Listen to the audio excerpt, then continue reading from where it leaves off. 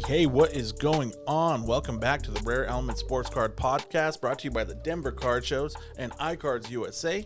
My name is Aaron. We're here with my boy Jeremy, and we have some guests this week. What up, fellas? What's going on? We have some guests. We're going to do our pod a little bit different this week. Instead of starting out with a cardboard, we're going to do a little round table with the boys from Image Sports Cards, and then we'll jump in, and they're going to hang out and do the rest of the pod with us.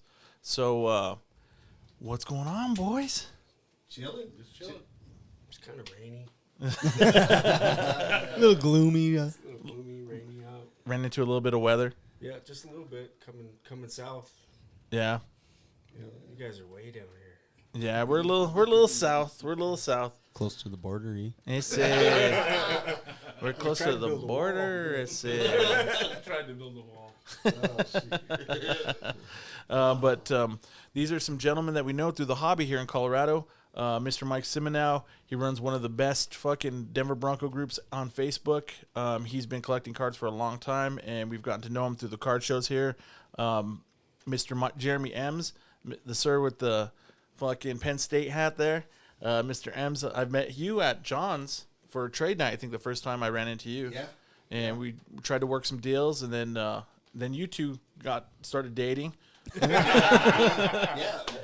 Well, we went to school. We went to school together. Oh, did you really? Yeah. So. Oh, nice. I'm not gonna lie. I didn't know him in school. Maybe passing by or something like that. We just ended up. We did hang out. We did hang out with the same people, but it was like. And then cards brought us together. Yeah. Cards brought you together. Nice. That's kind of like Jeremy and I. We hung out like through mutual groups of friends, and then he saw that I collected cards, and he's like, "Dude, I didn't know you fucking fucked with cards." And I was like, "Fuck yeah!" And then we started bullshitting, and like, let's do a podcast, dude. Yeah. Well, and Seminole, I knew he collected cards, and he had one of the coolest ass Hall of Fame collections that I personally had ever seen. Yeah. And then we just, I don't know, it was, we did cards back in the day, and then we kind of lost touch. And I'd say that was because of me, because I'm the type of person is like, if I'm the one reaching out to you all the time and you don't reach back, I'll tell you I don't even call my dad. Yeah. So I didn't talk to him for, I don't know, 4 or 5 years. And then we just started talking again, and he was really cool back in the day. He had a Kobe Bryant autograph card. He wanted a Kobe Bryant autograph card that I really wanted, that I liked, because I liked the Upper Deck Kobe signature. I think the Panini Kobe Bryant signature sucks. Yeah, it was his number 8 jersey. Yeah, so it said Kobe with 8, and he actually gave it to me as a Christmas present. Damn. Oh, so, nice. Was cool out of his collection, so that was really cool. But no, we just turned around and hooked up again, and all of a sudden said, "Hey, let's try a show." And then as it went along, I'm sitting at home, and he's like, "Hey, I added all my Hall of Fame autographs to the shit," and I'm like, "What?" And I was like, "Okay, well, you just keep that for, whatever." He's like, "I'm not worried about it. We'll do it." And I said, "Okay, well, I add all my PSA 10 shit." Because I was collecting just PSA 10s at the time, and we've been doing it. This May will be a year that we've been doing it. And nice. And then this guy that you'll talk to next, we turn around and we have a whole plan, and we said, "Hey, let's all three do it together." And we Mike's did that. the man. Mike's the man. This is the man. I give this man full props, because when it comes to the stuff that we did at the last show, like with the mystery packs and everything, this is the man that puts all the grab bags together. In the mystery pack, I couldn't do that, because I would be like, what do I need to put in? I don't want to put too much. I don't want to put too little. Yeah, we want people to be happy. Yeah. And so that's our, I guess, coalition expert. Hey, I get to play with the cards all day long anyway, so it's that's a big word. You get to see the excitement in the kids' eyes. I see it in the store all the time, because we always give away. If the kids come in, I make little packs for them. Hey, this is your first time in. Here, try this. So it's, doing this for about 13 years. It's you got that experience down. Mr. Michael Harris here. He works at John Sports Card Shop there in Colorado Springs. Yep.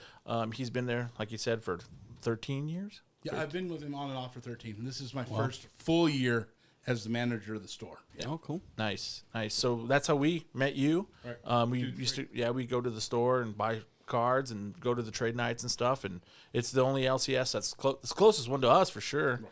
So we've been kind of just going in there. We got to know you a little bit, and then you just found out that you guys all joined forces. You all guys like whipped your dicks out and stuck them together, and like light shot out of the sky. Hey, first off, don't be saying that around Mike because he's all about Star Wars. Both of them are Star Wars fanatics. So you say something about lightsabers touching. I have a lightsaber over my bar at the house. I have a lightsaber over the bar. So Nice. And Aaron, you've seen my tattoo. I have. So I've got, I have. Have you done the Disney thing? no, not yet. No. Yeah. No, One of these, yeah, one I of these will. days. I will one day. I've heard it's sick. Yeah. Nice. It looks sick because you see all kinds of stuff on social media and stuff. It My looks cool. my uncle has one. They went this last summer and they got to build their lightsabers, dude. They're fucking sick, and they're like all Disney's custom and has his initials and like they're badass, dude. Yeah, the Disney ones are kind of made for kids. The one that I have is a little more A little more. in depth and a little more. It'll You can it'll actually cut someone in half. it'll chop an arm off. No, I don't have that one. Mine's right middle of the road. But It'll solder. but those Disney ones, they make them It'll toys. Yeah. So. yours will solder some pipes. Yeah, sure. So, Why are we back on pipes? so that's what I was just going to ask. So the conversation that we had before the show where we were all laughing our asses off. Have you guys ever seen the movie with John Ritter called Skin Deep? Skin deep. No. So do you remember the show American Gladiators? Yeah. Oh yeah. Yeah. So one of the, I can't remember what girl it is, but she's in the movie too. So turn around and look on YouTube at Skin Deep. I think it's called Glow in the Dark scene. Okay. What kind of shit are you watching on No, YouTube? it was this was a movie clear back in like the Has to be late 90s, 80s, late yeah. 80s, and it's just Because John Ritter had to be 80s. Yeah. yeah, it's just funny as hell because It's funny, but Why are you black, showing our black age? room and all you see is you see two start- glow in the darks bouncing Lights around in- the room. So, Wait, yeah, I think I've actually seen that. yeah, I that's think what I've it seen is. that you too. guys were talking about lightsabers, and I Now- don't know why that was the first thing that popped in my head. I know why. Yeah, kiss I my know ass. exactly why. Same reason you deep throat the mic. Yeah, whatever. You guys get too phallic. No, I've seen that though. It's actually. I have seen. I've seen that clip. I've seen that clip. Yeah. real quick, Jeremy. Yeah. You guys. Didn't take long. And it usually doesn't when we all This get is why I together. said you need to post on Rumble too, because you'll get banned on YouTube for this kind of stuff. We won't get banned. We'll just get demonetized. So I mean, Well, I didn't say anything real bad. I said lightsabers. Yeah. yeah. No, it's not nothing worse than we've ever said. No. But dude, so we went to the Denver Card Show. We got together, had some after hours fun over at Urban Sombrero. That place is so good. Oh man, the food is fucking great, and we had a good time, man.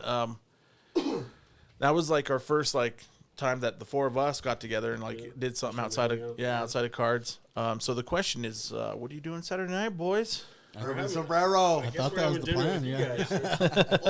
or we can do something else too. But it's. Am I talking loud enough? No. In front of the mic? No, you're I not. apologize. Shoot, You let me gotta grab go the pretty mic. close. You're not. It's like I just can't. Like we can hear you, but it's like You yeah. grab two mics. But okay, It sounds like you're in the other room. but we can do that. Like I said, we all know that the carne asada fries are fire. They were dope. But we could also turn around the Embassy Suites that has a fire ass cheeseburger. Oh really? They used to have a barbacoa at Chimichanga. I'm down to try something different every time. I do like the scenery at Urban But at the same Sombrero. time, but- the Yeah. Urban Sombrero, you can't.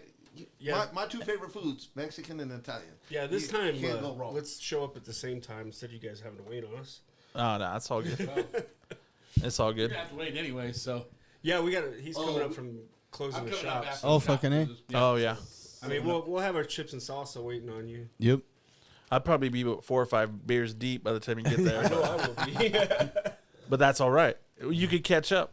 I keep accidentally reaching for this We'll shot. bring I'm the like, jumper cables with us. And Should I bring bail money? well, that's what happens when I drive had piece of to shit jump in Fords, last I time guess. we went to Urban Sombrero, 'cause he left his lights on. No, I left my fucking keys in the damn ignition. With the fucking His turn. keys were in the He's lucky that And fucking, I think my parking lights were on the whole time. I don't know, but it They fucking were. sucked. It was dumb. They were. Real dumb is what it was. we were there for a while, so But didn't you say you needed a new battery? Anyhow? Yeah, I think my battery was Yeah. dead too. So Yeah, or but dying. when you keep your keys in the truck, Yeah, it doesn't help. In chances Denver, of are all good places. that you might not be there when you come back. Yeah, that was pretty lucky. It was lucky. I think it was. I don't think it was dumb. I think it was a little fucking. This right here, a little bit. God, I can't find it. Yeah, fucking joke's blown. Yep. It was definitely a contributor. Yeah, because we took a couple puffs off that hash pipe you got. So I think that was part of it, definitely. But it was a great time. Fucking, we had a fantastic time. But tell us about fucking Image Cards. Tell us what you got. What your plans are. What's going on with you guys? Sell cards. We would like to sell cards, please. So we were trying to think of a name, to call ourselves, and I sit there brainstorming. Of course, you got Mike, and Jeremy. So it was like MMAJ, and I was like, shit, with those letters, it says image. Mm-hmm. So we're like, hey, let's call ourselves Image Cards, and they were down with it, and then it's It was a good idea. it's just just like anybody else. I'm not gonna lie. We all want to make money, selling cards. We want to be fair. We want to give people deals. We want to, just like Mike Harris over here. He's always told me when it comes to trading, you could be $30, $40 off in a trade of value, but as long as both of you are leaving happy, it doesn't matter, because you're getting what you want and they're getting what they want. Yeah, it's true. So, and that's what we try to do. We have no problem making deals, but then now we started this prize wheel. It is the first week that we did last at the Pikes Peak show. Spin and spun. And it spun all day. And Mike Harris, he run said, the wheel. "What? We're gonna have to hire somebody to run the wheel." Yeah. Well, you can pay me extra. I'm fine. But Mike Harris said they actually had people coming into the store after the show and said they were some of the best mystery packs that they had ever seen. Cool. Nice. And that's what we wanted to do. Ever since how long's group breaking and everything been a part of? Oh, Nuggets are coming back. Nuggets are coming back. Sorry, I didn't mean. I was Sorry. trying to No, do you're that good. discreetly. Ever since we've known mystery packs, people will have good packs, and then what is it? 2-3 months later, Yeah. their Oh, yeah. packs go downhill. Yeah. And people, Yeah. you quit Soon buying they it. get a following. Yeah. So we want to turn around and just try to keep these mystery People packs happy. happy. It's like, look at the kid that came over. He only had $4. He been spinning the wheel all day, but I don't know what he was doing. He was winning a card and going and selling and bringing $5 back. And Spin I it don't know. again. Yeah. Yeah. But he he kept had spinning. he had $4 and said, "Hey, can I spin?" Hell yeah, you can spin. Whatever. That's for the kids, adults. We know you got money. That's just for the kids. All right. But so I turned around and lo and behold, he hit the mystery pack, and he's like, "Cool." Turned around, pulled it out, and he got the grand prize card. Grand prize card was a PSA 10 Joe Burrow blue die cut from Select. Nice. $185 card off of $4. Yeah. I think the key to those mystery packs and even breaks and all that kind of shit is like the way that a lot of that shit started out. I've said it several times before. Like the original breaks was like a big expensive box at the LCS that they couldn't afford to sell, so they chop it up and they sell the teams to the people coming in for the amount for the box, and it was a way for the LCS to sell the box. Now it's evolved into people buying the box for retail and trying to double that and make fucking profit off of it. Oh yeah. Same thing with the mystery packs and shit like that. If most of what you're putting in there is most of the value, it's just a cool way to sell your cards. Yeah, You're just that's moving your basically what it cards. is, yeah. You're not getting rich off of selling $100 worth of cards for $200 cards. $200. You're selling maybe $90 worth of cards for $100. You know what I mean? Yeah. Or whatever. And eventually it all evens out. And I think that's the key to making people happy with that shit. Well, you except know? for Mike's time. That's Yeah, obviously the time. That's why you not got to an issue. upcharge a little bit. You know, obviously. The biggest thing is when you guys go to the shows, at the end of the show, you're taking stuff home. Yeah. And from show to show, you keep seeing it's not selling. So why not take what's not selling, put them in the mystery packs, and get rid of it so you can turn your stuff over? Yeah. Yeah. Because Makes that's the what people everybody's happy looking in the- for every in time the they come to the show. meantime. They want to see something new. they don't want to see the same over and over again, because then why come back? But at least if they're true. getting their value, they can go and flip it on eBay or wherever. Yeah, you know? exactly. Well, let's just take one card for example. There was a Mike. I don't know how long Seminoles had this card, but This is 1999. okay, but it was Jerry Rice die cut Century Legends Century card, numbered out of 100. We sent in and get it graded and it got like a PSA 6. Well, we had that for 6 months, 7 months in the deal. Well, we turned around, gave it to Mike, threw it in a pack, completely forgot what the value of it was. But guess what? As a PSA 6, I couldn't tell you the value was, but I could tell you it was a $100 card raw. Yeah. So I looked at the kid. I said, if you don't cut that out and sell it on eBay, I'll buy it back from you. Because it's like I didn't know was still holding value like that. Yeah.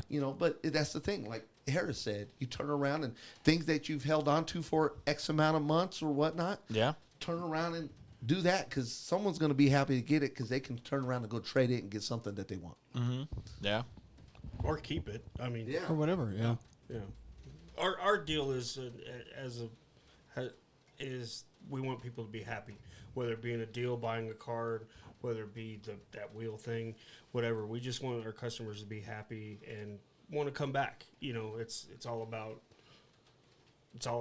the customer service aspect of it. I hate to say that, but it's true. No, it's Yeah. true. It's true. You want people to want to deal with you, and you want their family to want to deal with you, and their friends, and Yeah. So we try to make things fair.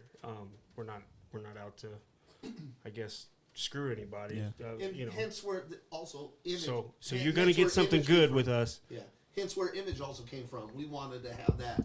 We wanted to have that image of, hey, we want to come back to these guys. Yeah. Now don't get me wrong. There was an old guy that comes to the show all the time, and he turned around and we had some 1999 Pacific Prizm cards. They were all baseball. There were some Jeters, some Griffies. There wasn't nothing. $5 There each. wasn't nothing major in that box. But I sold him this whole 2-row shoe box plus another box, and I said, he goes, how much you want for it? I said, well, the prices are there, sir. He's like, well, I don't want to insult you. I said, just make me an offer. He goes, $30 for it all. I said, yeah, that's fine. Well, he turned around and was rolling back by the next show, which was a month later. Yeah. And I said, Literally rolling. rolling. He's an old dude that's in the wheelchair. Yeah. Yeah. And I said, hey, how you doing? He's like, hey, I'm doing good. As soon as I said, how are those boxes? You guys like them? That dude's whole face changed. He turned around, demeanor, everything, turned around and looked straight ahead and said, we'll never buy from you again. And I'm sitting here going, I told you there was nothing special. If he turned around and just sold 5 cards, his grandson would have made the $30 back. Yeah. Oh, there's a lot of nice. But there was, I'm telling you, it was 400 cards of 1999 Pacific Prizm that even if you sold them at 50 cents a piece, you'd have made $250. Yeah. But you had to put the work into it, and that's why we sold them for $30. But for you just to turn around and just look at me, I'll turn around and give you. If you weren't happy, I'm not gonna do it for everybody, but just on something like that, I'll give you $30 back just to turn around and you not give me a freaking evil look. just in a sense, because it was like. Now you can go fuck yourself at my table. That's how you feel. I'm just kidding. I've given somebody their money back one time. Honey, go fuck yourself. But that's honestly how you feel. It's like, what did I do wrong in this situation? So I'm not gonna lie. I seen his wife the next month, and I was like, "Why's your husband mad at us?" And she was like, "What do you mean?" And I told her the situation. She's like, "He never said nothing to me." But I guarantee you, they haven't been back to our table since, and I don't know why. Because we didn't rip them off. Yeah. And that's a situation we definitely don't want to have happen again. Somebody not wanting to come to our table. No. Exactly. Yeah. Well, and the hard part too is if you Why want aren't to you give talking, people Mike? good deals and stuff, it is kind of like Because of him. coming in with the inventory. You know what I mean? Like, because then you don't want to lowball people when you're buying shit, because then you look like a dick there too. Yeah. So it's like hard to get good inventory for a good price to actually resell for a good price. One way or the other, you're going to kind of like break somebody's balls. You know what I mean? I just didn't want to take the time. I would have sold them on eBay and started them at a penny. I don't care. I just didn't want to take the time to do it. So Yeah. we turned around and we got rid of a whole bunch of stuff that we want and turned around and just said, hey, just make us an offer. Even if I had a $65 price tag on it, just make me an offer. And we got rid of all that stuff within 2 shows. Yeah. Yeah. Unfortunately, you guys, you're not going to make everybody happy. No. And that's No. There's some people you there. do what you can. That's the whole thing about it.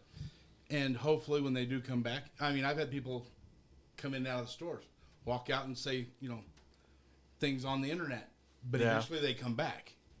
Then if they do come back, maybe you can fix it. I've had customers. I worked at the pawn shop for a lot of years, and I'd have customers that threatened me physically because I wouldn't give them what they wanted for their item.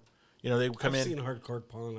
I get And they would come in with a $50 item and want $200, and I'm like, I'm sorry, man. It's just this is a $50 item, and I could offer you half of that. So I'm at 25, and then they flip the fuck out. Oh, fuck you. I need this money to get medicine for my kids. I need this money for the blah, blah, Yeah, blah. it's your fault And they all go the time. off, and then they'll fucking talk shit, threaten my life. I mean, all kinds of shit. And then a week later, they're back.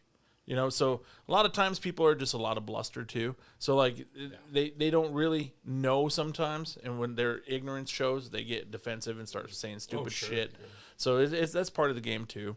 It's part of it. We never know the whole story. That's the whole thing is you hear the same stories. My dad died. I found this in the storage unit. Oh, yeah. You got to get meds for the kids. I've got to yeah. do this and that. So they're showing a glimpse of it. Is it true or not? We don't know. And they're at their last straw. They're at their last moment. Mm-hmm. This is all I've got left to sell. Mm-hmm. And then you try your best. Sometimes it just doesn't work out. And the thing with sports cards, that I would kind of run across at the pawn shop as well. When people would come in with their cards, they saved those cards, and so they were kids, and they bought, and it was all junk wax, all of it, all of it, all of it, and it's beat to shit, and it's fucking not in top loaders, and it's just fucking hammered, and they think it's worth a fortune. And the person they bought it off of back then told them, "You save this for a long time. It's going to be worth Exactly. a lot of money someday." Exactly. And they come in expecting like, fuck, I'm at the end of my rope here, and I've been saving these, and I gotta fucking sell them. Fuck, I guess I'll last resort. And they've been banking on that money. And I think it's a little treasure trove. And then they come in, and you have to be the person to say, this is a bunch of junk wax. It's not worth anything, and it's fucking beat to shit. And I'm sure Mike deals with that all the time. Oh man, I bet all the time. My favorite one, I think, is the most is the error cards. Oh, from right. the 90s. Oh, yeah. Because they don't have the dot. And it's trillions worth of them. $3,500 online. I'm going, where are you guys seeing this? Yeah. So I have to pull it up on eBay or some of the other places and show them, hey, this is a $1.99 card. That's what they're asking If for. you're It doesn't lucky, mean you're going to get yeah, 35 it's grand. crazy. Yeah. A lot of people. And the only reason it sold for $1.99 is because somebody saw it and thinks it's worth $350, and they're like, "Oh, there's one for $2? Fuck yeah!" This is what's funny. buy it now. This has been funny.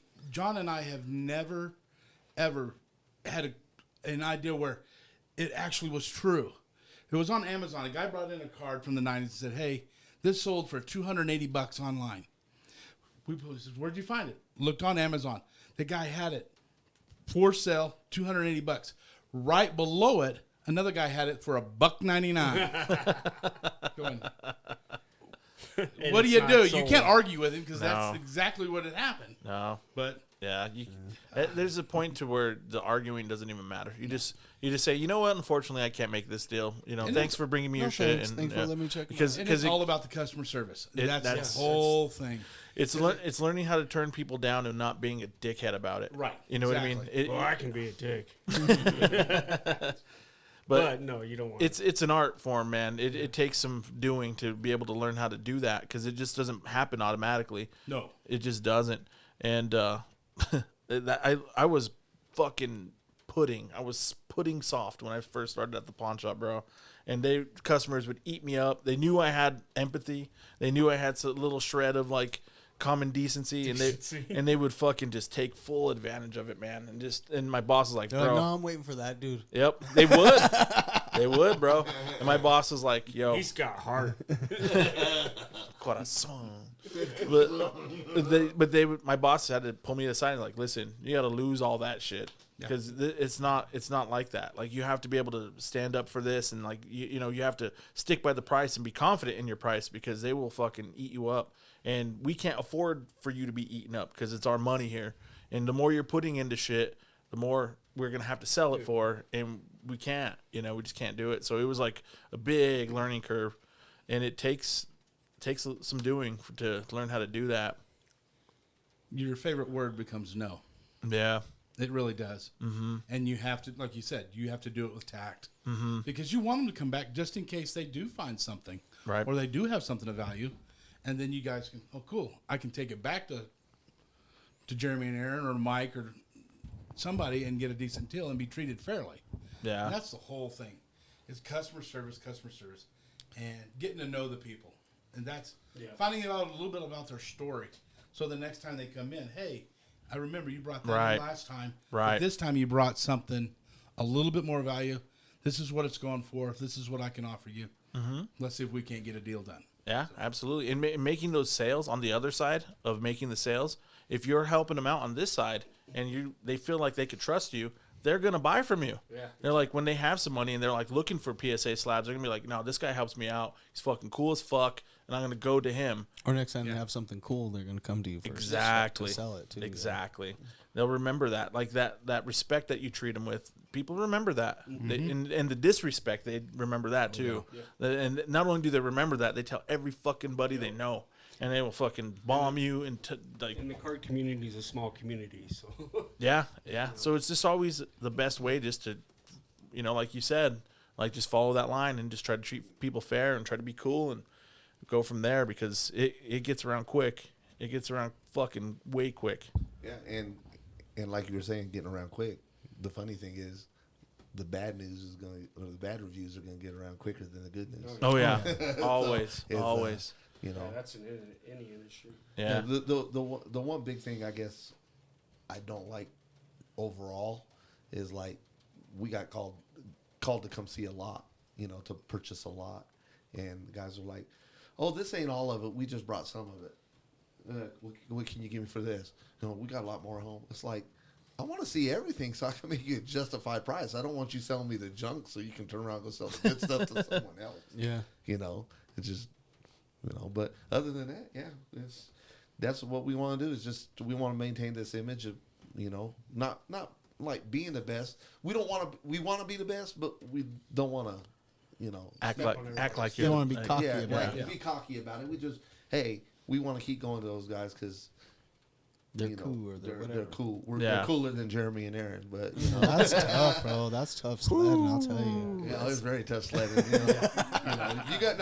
You guys are really good people, and we have every time we hang out and we talk, we're able to talk and just chill and have a good conversation, and just like consider you guys our brothers. Yeah, ever since we started going to the shows, man, there's a couple handfuls of people that we've gone out of our way to meet, and I mean, everybody's cool, but like we've a couple, maybe 10 or 20 pretty close card people that like we like to hang out with and deal with. And Aaron even has a few other guys that he's closer with, and I have a few guys that I'm closer with or whatever. And then we're cool with everybody, man. And everybody's starting to know about the podcast too, so they make sure that they watch what they say around us because they're gonna get called out. No, I'm just kidding. I'm just playing. You have to, like you just said, you said. You have people that you're a little closer to, and he has a little closer to, but you still, it's almost like you guys have a marriage. Hey, I don't want to hang out with your friend because no, I'm just saying, in a marriage, your wife might have a friend that you don't like, but you still have to hang out to be there with your wife. Tolerance. Exactly. So you got any relationship, marriage or friendship or whatever, you hang out with somebody too much, you're going to get annoyed. You got to have your shit, they got to have their shit, and then you have your shit together, kind of. You know what I mean? And that's almost exactly what we have going on. Is he's got his sports card business going on with Jorge, and then I've got mine, and then we've got the pod together, and it's like fucking perfect. Yeah. See, I never knew that. I didn't know that till you told me that when the first time I saw you act. Because all I ever seen you at the show was you were set up at a table and you're walking around with a a case. Yeah. And yeah. then all of a sudden one day you showed up with a table, and I'm like, first thing in my head is like, are you guys not like? Did they break up? Yeah, pretty much. I was like, are you guys not doing cards together no more? And that's when you said, no. Hey, we got our podcast. That's our marriage, but we got our card businesses. Card business on the side. Now, here's my question, because I haven't asked this. So even though you guys, They're interviewing us. Shut up.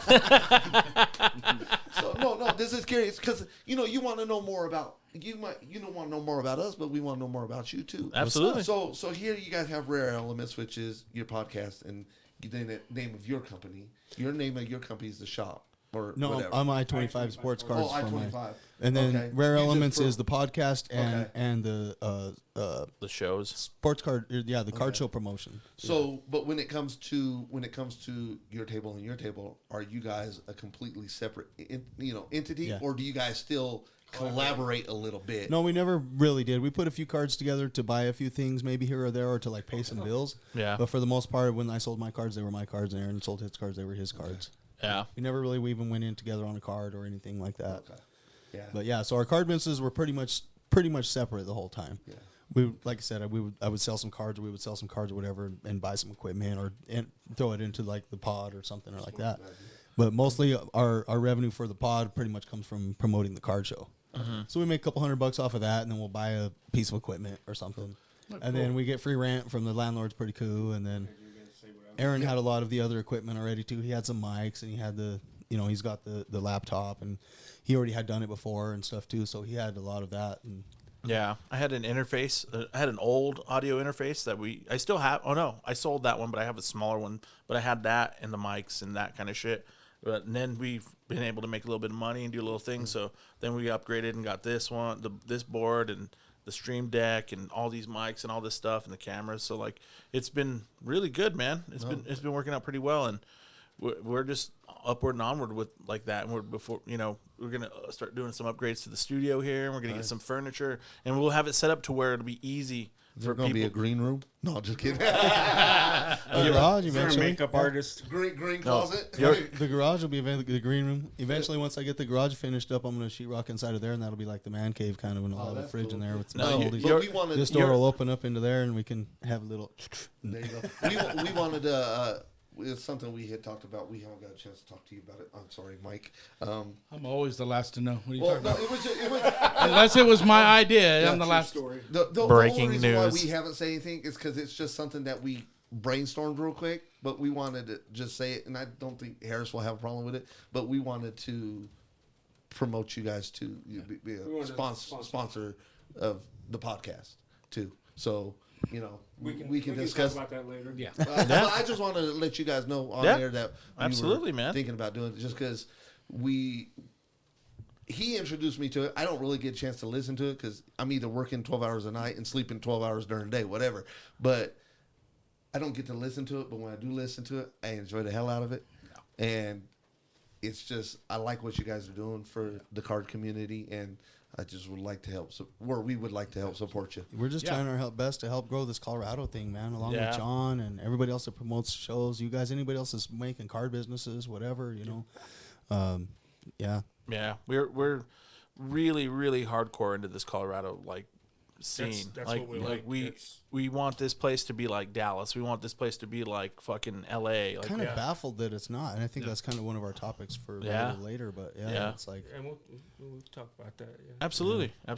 Are you guys setting up at the Denver Card Show this weekend? Are you going to do podcasts up We're there? having dinner on Saturday. No. I said the podcast, not dinner. Oh no, not the pod. We're not going to set up the pod, but we got our tables and last stuff. time we set up for trade night, we did an interview at trade night and stuff like that. Yeah, that was dope. Yeah. Yeah, I seen that. Yeah, it was actually turned out really well. It was cool, and we were able to set up the pod in the hallway there outside of the trade night, and people walked by and they were looking, and it was cool. Good. Yeah. Maybe one of these times we can actually sponsor trade night. Maybe we can. Yeah. Maybe we can. That'd be cool. Fucking set up the trade night and set up the pod inside of the trade night room and do some interviews with some of the peeps. That'd be dope. Yeah. Yeah. The more exposure you guys get out there, the bigger growth you'll get on YouTube, Rumble, and the other platforms. Yeah, I mean, all yeah. all it takes is a few extra likes and a few extra Yeah, shares, that's- and the right person to see it and think it's blows dope, up. and some famous person to share it to their shit or something, and Drake, if you're listening. You're stupid. our only thing is like obviously our language and the way we talk and shit. Everybody, not everybody, but so many people want. And it should be. I'm not saying it shouldn't, but cards should be for the kids, for the kids, for the kids. Well, and once those like, bigger sponsorships comes, Yeah. they'll tell you need to tone down the rhetoric a little bit. This is what we'll tell him. We'll tell him this. God, I'm yourself? fucking, yeah. that- I'm fucking. Honey, go fuck yourself. I'm like slow on You the ain't trigger, even man. smoked nothing yet. I'm we slow. got to get Barstool and some whiskey. Right.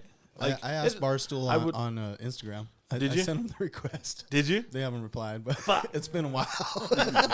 Well, you It's just been got some guys time. Like me that pass out bottles. So. No, for sure. Like it'd have to be sponsorships like that because I wouldn't want to change it, and I don't think. No, I don't think you yeah, should. I don't I'm think just you would saying that either. That'll happen. It gets big enough. They'll want to take a little bit of control and say, Yeah. please don't say Not- fuck in front of people. Hey, not really. Honestly, not really. Yeah, we're talking about Joe Rogan. Yeah. But he cusses on his podcast and everything, and he's Yeah. probably got big ass sponsors. He's the biggest podcast in the does. world. You know, Yeah. so the only it's reason he like- got in trouble was for some saying the N word too many times, like 8 years ago or some shit. Yeah, he said it a while back. Yeah. But Yeah. he What, said it a ninja? lot. I like three Navajo. ninjas. Oh, necrophiliac. Oh, Navajo. okay. And I've got to ride home with these guys. No, but yeah, no, we do appreciate you guys. You guys are very cool people, and appreciate you having all of us down here. to Absolutely. check man. this Salute out to for the that. times. Oh, Yeah. salute. Oh, it's shot time. Shot That time. Jeremy, crack open that water, sir. Oh, hold on, let me get it. Water. I gotta drive home. To-do. To you, fellas. Shot. See, you should have played that. That should have been That's not one of your bad. deals. That was a little bit of that fireside Little right there. John I can shot. get it on there. See, I can get it on there. that'd be We already dope. put about a half a dent in that bottle, so. I know, Check right? another one. Different flavor. Awesome, guys. Tied up. It's tied. Nuggets are tied. I told you Oh they started off shit! slow. Beautiful. So is that how we pay? Is that how we promote the No, show? what? Liquor? It doesn't hurt. It's a percentage of the fee that they're going to charge us. Oh, the to- sponsorship fee. Sponsorship fee. But I don't mind. Is there any more Modelo's? Don't in mind at all. There's not. We are. I drank them all. We're fresh out. Fresh out. What's in the refrigerator of the house? I'll go get it. Well, You're stupid. No beer. no beer. Well, guess There's we're a doing Coke shots. in there, and we could split it Oh. into a few shots. Nuggets take the lead. Oh shit! Jamal Murray with the 3, son. We got. Stop to by win at 25 championships Sports Cards at some this weekend. point. Pick up your Jamal Murray rookie auto. Pump it and dump it. Cool, man. So that's pretty much it for the interview section. We'll jump into You the didn't card. ask any questions. We didn't have to. Ah, damn. My- All right, Je- let's go to the podcast. Jeremy M's. You don't have to ask him questions. He can go. That guy can go. It's because he likes the mic. Just throw- He likes the mic so much he has 2 of them in his business. Damn right. all the time. But we'll take a quick little break, guys. We'll hear a word from one of our other sponsors, and we'll jump back in. This podcast is brought to you by Denver Card Shows. Come find your grail and chill with some of the dopest people in the hobby. For more information, check out denvercardshows.com.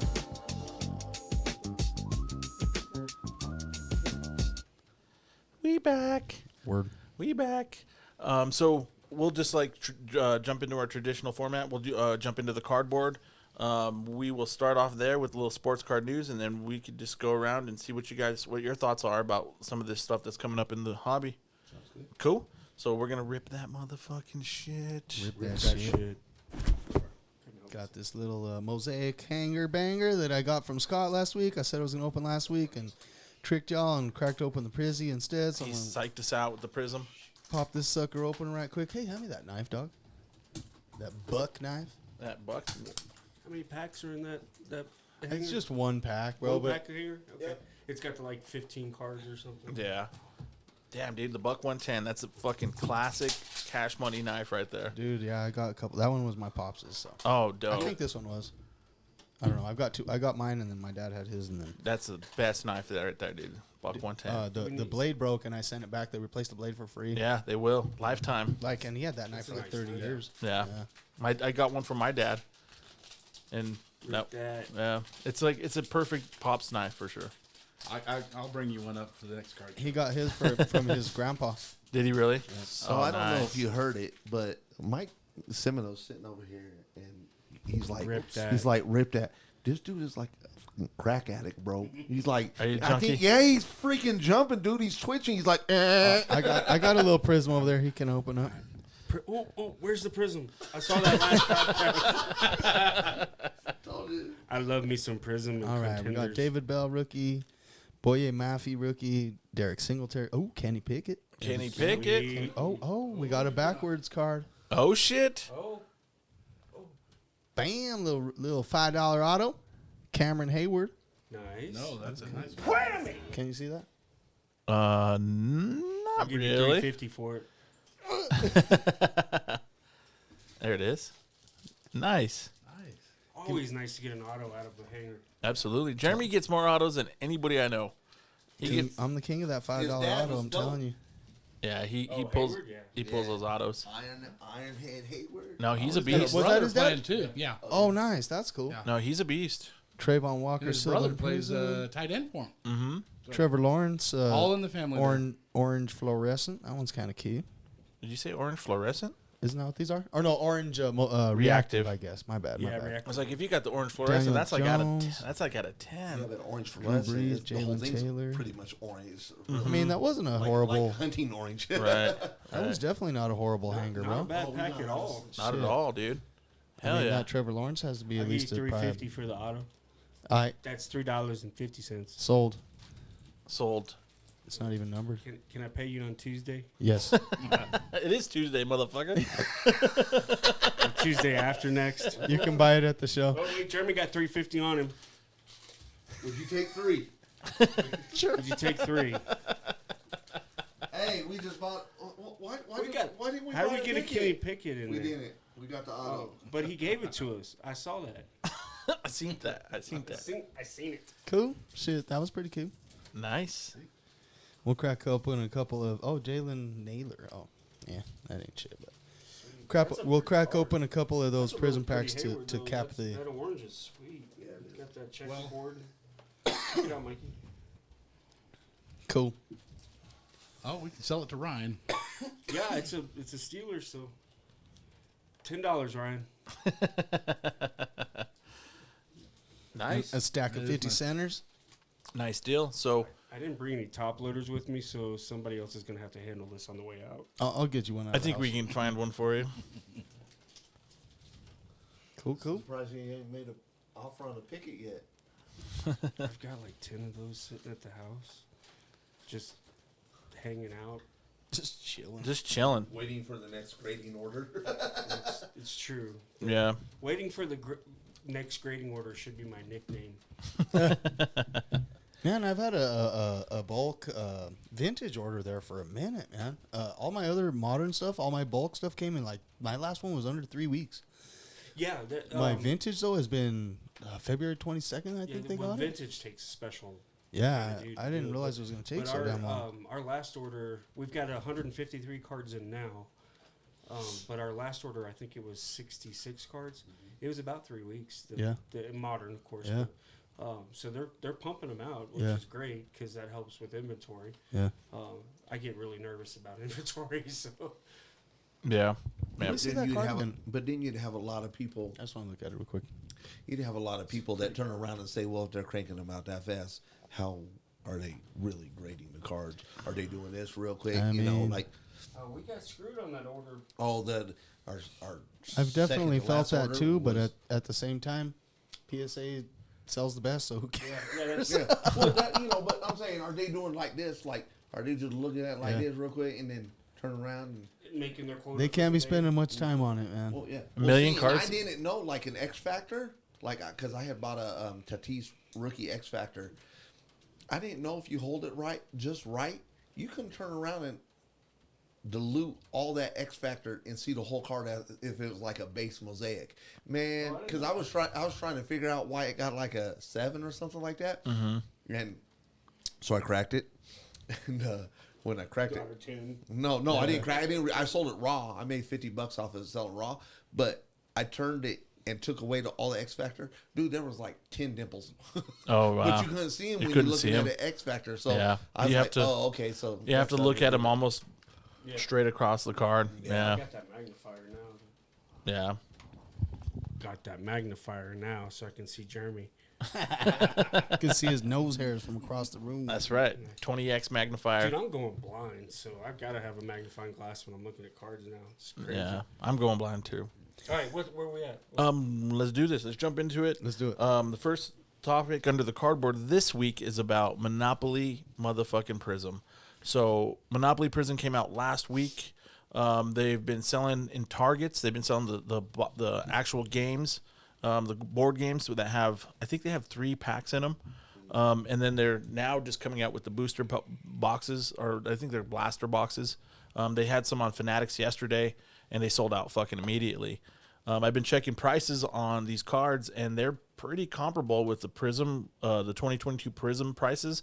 Like I looked at a Paolo Banchero, and his silver was going for $139 in the regular Prizm, and the one with the Monopoly was going for $100. So they're pretty close. What's everybody's thoughts about Monopoly Prizm? We'll start with you, Jeremy. I mean, I've said before when we first started talking about it, bro, that I thought I love Monopoly and I like cards, but it just didn't interest me that much. Yeah. I would, I don't know, I would maybe get the game just to have like the board game. I've had different versions of Monopoly, Star Wars, and shit like that. You know what I mean? But I don't know. Does the cards change the game at all, or are they just Prizm cards with the Monopoly logo on there? Does it make the gameplay any different if you have a fucking LeBron or anybody know, or like No, I have no idea. it's just essentially just a parallel, right? Like with the It's fucking like Monopoly logo. it's like another Prizm SKU. Yeah. Well, it's just like when they brought out the had the rockets around the edge, you know. So, but it's the same picture and everything, though, right? Yeah, exactly. But I'm not gonna lie, when I heard about it, I was like, "That's flipping dumb." I thought it was corny. I Yeah. was like, "It's dumb." But don't get me wrong, some of the borders on those cards, like Some the of those borders are the kinda gold cool. symbol, the gold symbol all the way around the card, it's kind of cool. kinda It's like cool. it adds a little flair to it, just like when Playbook started doing the rookie hollow symbol all the way across the Yeah. card. You know, that makes the card look kind of cool. But at the same time, I feel they should have made it a little darker because there's sometimes you can't see it. You know, Certain angles. Yeah. But no, just certain things that they put around the cards. A lot of it's gimmicky, you know, and Well, you're looking at the audience. You know, it gives them a good, cheap product for the kids. It gets them interested not only in collecting cards, but it's also gaming. So these Yeah. kids nowadays, they're all about the Pokemon. They don't have patience for Yeah, board games. so yeah, is it gimmicky? Is it Monopoly? Yeah. But what is it going to look like in the long run? Is it going to be a 1-year gimmick? Is it Right. going to be That's kind of what I'm wondering. or are they going They to do can't make something it next anymore, year? so Are they going to do something with them different? shutting down, yeah, it's only a 1-year gimmick. True Yep. story. So my thoughts on it is they'll make UFC next year, I and know. WWE, and right. UFC Monopoly? Yeah. Yeah. Well, and that's the thing. I think that it covers two kind of collectors: the game collectors and the card collectors. So I don't see it being something that won't be of value. You know, of course, the unopened stuff will be more valuable than the open stuff. Some of the cards they have the Monopoly guy. Like I saw a parallel of him that was him like jumping. Yeah. He in a basketball pose, almost like the Jordan pose, but is a little bit different. But cards like that are different, and a lot of people like those different, like Marvel cards, things like that. So I see it falling into that genre. the crossover shit is always good for. Yeah, and so I think it's. I don't like it. I'm not going to go out and buy it. I might buy a single or two, have it graded, see if something happens. But And they're going to be a little bit short printed. Shorter than regular set, Yeah, sure. than the regular Prizm. I would can see think, yeah. Yeah, I could see it being lucrative on the collector side. Yeah. That's all I got. That's all the fuck I got. No, yeah, So we'll what's your see. opinion, Mr. Aaron? It's been more popular than I expected, for sure. Yeah, I thought it was gonna be corny when it Yeah. first came out. I thought it was gonna look stupid. It was gonna be kinda is. corny, and I fucking like them, bro. Yeah. I fucking like Some of the them. parallels are kind of cool. Now that I've seen them, I'm like, oh man, I saw a gold Steph Curry on, I want to say on Instagram or something, dude. It was fucking sick. I was like, that's kind of cool. And I've always been a Monopoly nerd. I've always liked to play that since I was a kid. Even on like PlayStation, I'd play it on there. And Who like, doesn't like to steal money from their family? that's right. Who doesn't want to make their mama cry? Oh, man. No, but I've always liked Monopoly. I've always liked to play it since I was a little guy. And now that I see the cards, now that I actually see them, I'm like, they actually look kind of cool. So I'm leaning that way now. And I'm thinking about maybe buying a box or two just to PC a few. Yeah, And, let me know because I'd like to see what they really look Yeah, like. I'd like to see yeah, it too. absolutely. Absolutely. Especially I tried, if they got it in. Some of it'll happen this weekend, I bet. Yeah, Oh, I'm sure. You know, like the boardwalk. If they actually put them behind players, that would really, yeah, that'd be I've cool. not seen the product. I know that it was coming out. I saw what the advertisements were, but I didn't see the inserts or the autos. Yeah, if or they're Well, I saw part the of- if cards they're that part come of with the gameplay, game. That's kind of that'd be really cool. Actually. I saw two different versions. Like I saw the cards that look like they come with the game, and they look kind of lame. They look kind of like the Panini Like Day. Score? Well, they look like like Panini Days or the whatever. player of the day. Yeah, that kind of shit. And then the packs look like the Prizm with the logo added to it. Oh, and see, I everything. haven't seen those. I've So only seen the Prizm I don't know ones. if it comes with like Yeah, a the set. blaster type packs. The game comes with like 30 players or whatever, and they all look kind of like that, are all lame or something. And then the packs have the Prizm cards or I something. don't Maybe think but- so. I don't think so. All I've ever seen is just the Prizm looking ones. I'd have to look. I don't know for sure, Yeah. but I would have to look into that. I'm think- gonna try to get a board game just to have one and It's open not it a up. terrible idea. It's not the worst idea. Like with some of the shit that I've heard Yeah. recently has been pretty fucking stupid. It sounded worse than it actually has come Yeah. out to be. Yeah, I'd say that too. Yeah. So I'm leaning. I might be a Monopoly Prizm bitch. We'll know pretty quickly if you are. Well, and I think it'll linger and it'll, Start wearing a it'll monocle. maintain some value. I think the values right now are probably a little inflated because of the Yeah. hype. Oh, yeah. So I don't know if they're going to hold that, but I think they'll definitely hold some value. Yeah, that was gonna be my next question. It's like, how in the long run do you guys think it is gonna hold that value? I think it's going to be mostly the parallels and Yeah, like low with number. anything else, and it's something unopened. But how much value, I don't know. Yeah, Did you Part see of if that's they going had to depend autographs in on there? if. I don't think Were there there autos? is. I haven't seen any. Okay, and I I haven't had not seen it the yet either. if the breakdown if they did put them in there or not. I mean, I don't want an auto of the Monopoly guy. I'm That just. would be cool. Shut up. I'll take it. It's like Mickey Mouse's auto. Can I get Milton Bradley's auto? No, that would be dope. Cut auto It'll be a maybe. cut auto. Part of what's going to matter is in a couple of years, what is this rookie class still doing too? Well, That's true. That's It's true. Always, it's always about the class. That is important. That's very important. Bottle of water. Yeah, absolutely. There's no more beer. There's no more beer. We didn't plan or prepare properly. No.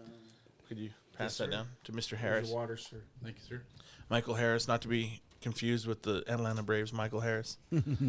I accidentally tagged him in a post. Did I sell you a card or I can't? I think I bought a UFC card off you or something. I don't remember what it was. And I tried to tag you on Instagram, and I accidentally tagged the Brave player, and somebody goes, "Oh no, I think it was Facebook." And they go, "He's in this room, bro," or something. And I was like, huh? And I clicked on the tag, and I was like, "Oops."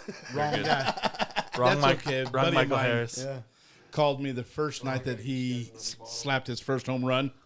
Called me up in the middle of the night and said, "Hey, you're on ESPN." I'm going, "No, I'm not. I'm home in bed. What did I do now? And who caught me?"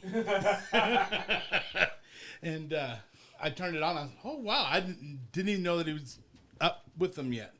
And all of a sudden, he's exploded all over for the Atlanta Braves. That's funny. Yeah. So, I wish I could be famous like that. oh, you are, Mike. You are, sir. You are now. You're on this podcast. That's Oh, right. snap. I'll make you famous. I think I can do that on my own.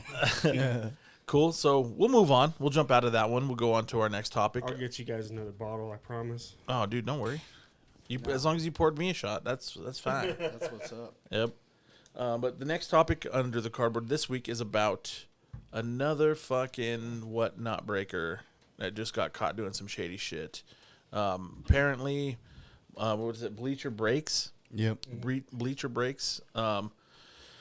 They had a Jalen Waddle 101 that got pulled in a break and never got shipped out to the gentleman. Sick patch. Yeah, fucking. It was a logo, wasn't it? It was the logo, man. Yeah, it was the No, Dolphins. yeah, it was the Dolphins is the logo. bottom half of the Dolphin logo. Oh, was yeah.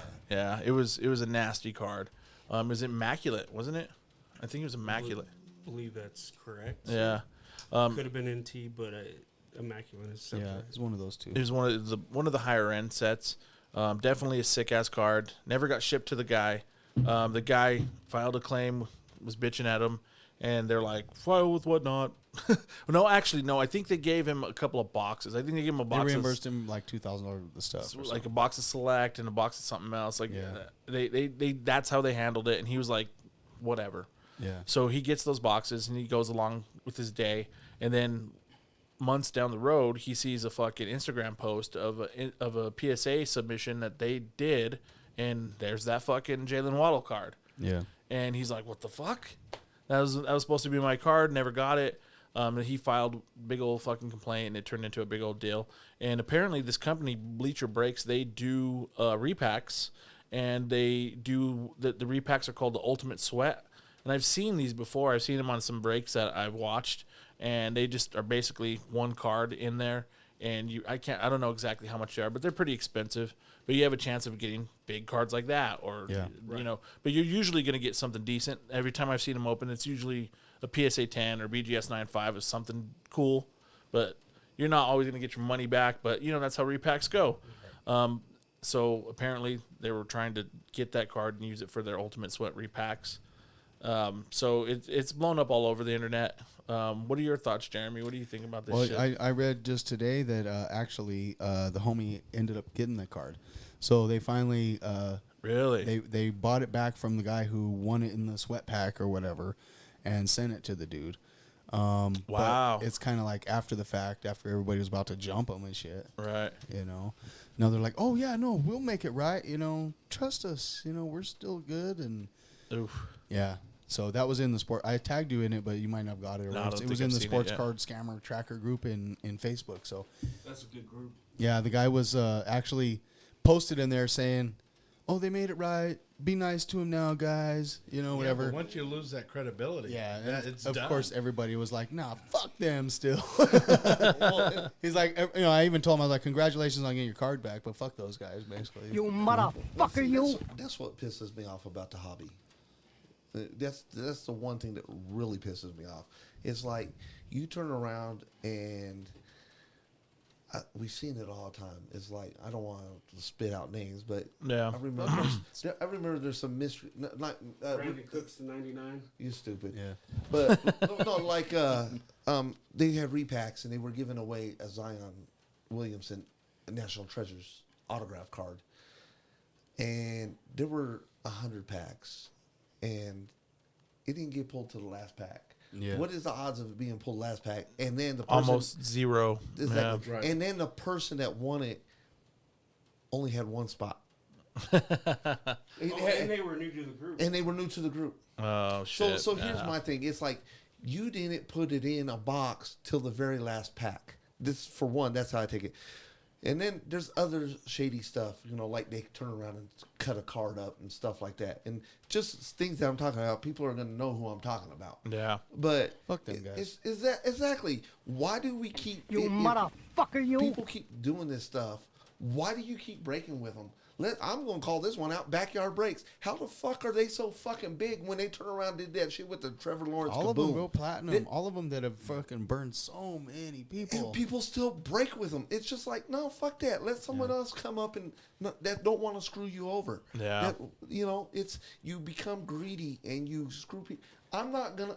It's like they think these guys are their friends because they fucking you know, they shouted them out in a video, or they said their name and they said, "Oh, thanks for joining us, fucking blah-de-da, fucking so-and-so," and they feel like they're their friend or part of their fucking team or something. I don't know what the fuck it is, bro, but it's annoying. I don't deal well with that stuff, and like you're talking about the Jalen Waddle, it's like, no, hell, you done. I don't care if the guy got the card back. You done fucked up. I'm not coming. I'm not. No, because you might do that shit to me. The only reason you got the card back is because you got called out. That's it. 100%. Hey, don't get me wrong. Hey, I might be almost 50 years old, but I'm the type of shut up. I'm the type of mental motherfucker that I'll turn around, and if you turn, I sent you a card like when everybody was sending cards out on eBay, and people were like, "I'm not getting it," and I know I sent that card out to you. I'm showing up to your motherfucking house because I got your motherfucking address. I sent that card, or you didn't send me my product. No, it's just right there. Yeah, I'm coming. I don't care. You get. We'll find out. We'll figure it out. Yeah, exactly. It's just I don't deal with people taking advantage of people, and you know I'm not. I did some fucked up things. Don't get me wrong, but not in cards. No, I don't. I try not to because I don't want to be that way. Yeah. You know, it's just. Everybody does shit when they're young and they're stupid. They don't know any better. But these are grown ass adults. These are grown ass people. These are people that have businesses in the hobby. Yeah. Yeah, and that's the thing. I'm actually pretty trusting in the hobby. I've made a lot of deals with people over Facebook and some groups and stuff with people that I didn't even know, and some nothing more than a couple $100. But I've made even some trades with some people that, you know, you kind of start sweating it a little bit after a couple days, and everything has always gone smoothly. I've bought some pretty big purchases off people. I had no idea who they were, was no protection through anything other than maybe paying with goods or something like that, and everything has always gone smoothly. But I'm right there with you. I'm going to knock on some wood because, you know, I have almost 900, you know, positive feedback on eBay, and I've never been scammed. Yeah, and, I've never been scammed on eBay either. And you're sitting there going, how are all these people running? How are all these people running into these people scamming them? Yeah. You know, I had one guy, I sent out a card. It was just a Kobe Bryant 2019 20 Prizm red, white, and blue. And I sent it to him. He's like, hey, I never got the card. Well, according to tracking, yeah, he never did. And I just said, look, I'll just refund you your money. Mm-hmm. I said, if you get the card, hey, you're up, and I'm out. If you don't get the card, you know, either way, I'm the one that's out. Right. I said, I'm not worried about it. Right. That's just the price of doing business sometimes. Like if you're in business, say you're Walmart, anyone, you're in business, restaurants, you work in the restaurant industry, you have for a long time. There's waste. There's just parts of the industry that you're just going to count as like, I'm going to take an L there, and it's just a loss. In eBay, when you're selling on eBay, somebody says, I didn't get that shit, I didn't get the card or whatever, and you kind of think that they do, or it says delivered, or, you know, you could be a dickhead, and you can be like, well, you got to file with USPS, or you got to figure that out, or you could just say, you know what, fuck it, I'm going to refund you, call it a day. That's part of business. That's just leakage. Yeah. There's just that, you know, and it's better to take that and to let the customers be happy and say, yeah, I'm going to give you positive feedback instead of fucking hitting you up, causing bullshit. It's not worth any of that. Collateral damage. But these fucking breakers and all these people with all this negative shit, and it gets blasted all over social media, and everybody jumps them and says, fuck those guys. Hey, what you breaking next? And people are still, like, shoving money down their throat. You know? Here, take some more money. Take some more money. Here's another $300. Oh, I won a $40 hit. Yes! They pulled nothing but fire over here. Yeah, fuck those guys. Well, karma's going to be a bitch when it comes back and bites them in the ass. Yeah. Sooner or later, you would it's like going to to think. You would like to think. You would think. But like you said, knock on wood, because it could happen to you any minute. But let's talk about that real quick. Let's talk about karma and everything like that. Do you think the reason why, let's take backyard breaks for instance, do you think even though those guys are annoying? First off, yeah, why do you got to be so freaking loud? Right. Regardless of all the fucking scams and shit, why would you want to give those fucking dickheads your money? Here's a big question. It's like, okay, the first big thing that they ever really did that I recall was the gold Trevor Lawrence kaboom, correct? Right. Yeah, okay. They had some other crap before that, but that was the big one. Are people still breaking with them because of all this media attention that they're getting the load It of might boxes? be. It might be some of that, but I think it's honestly, I think it's just addiction to fucking gambling. It's like if you I go think to so, too. if you go to Vegas and you get done dirty by a casino, people still go back. Yeah. You know that it's that addiction. The house is gonna win. Yeah, the house is gonna win, and they're set up, and now with all these fucking breakers, the house is gonna cheat. I think there's this implication too that a lot of people truly believe that they get loaded boxes and shit over there too. Yeah. So they think that they do pull more fire and all of that. I have a fucking theory about that. I think that they, I don't know this. This is speculation 1,000% but I think that they weigh their shit, and they just break the good shit that is heavy, and sell all the rest. sell all the rest somewhere else. So it looks like they're getting the fire, and it looks like they open up better stuff, because like the odds are insane for them to be able to just open up that many boxes and that much good shit to come out. Yeah. You know? Well, like the one guy that's on TikTok, the guy with the cool mustache. What's his name?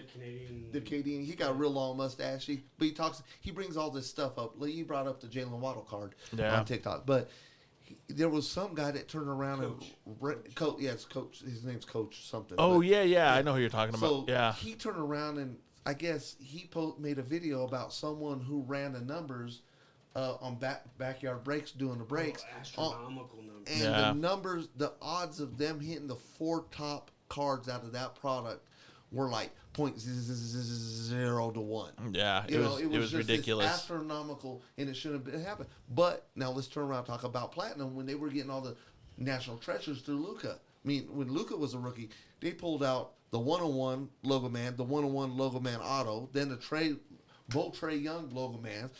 So they were doing too. But when you're getting the opportunity to buy 1,000 cases at a time. Yeah. That's true. Yeah. And like the Kaboom scandal that happened with the serial number, like if you can get the right combination of serial number, you could find the Kaboom. I think some of that's going on too. I think some of these guys that have been doing this, and they know they have like this old boys network, and they're in the industry. They know some of these boxes that have that fucking card or have the case hits in them, and I think that might be part of it too.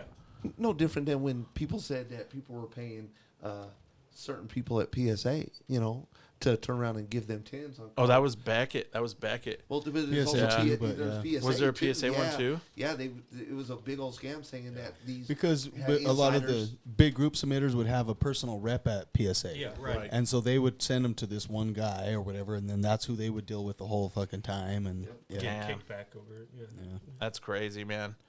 That's crazy.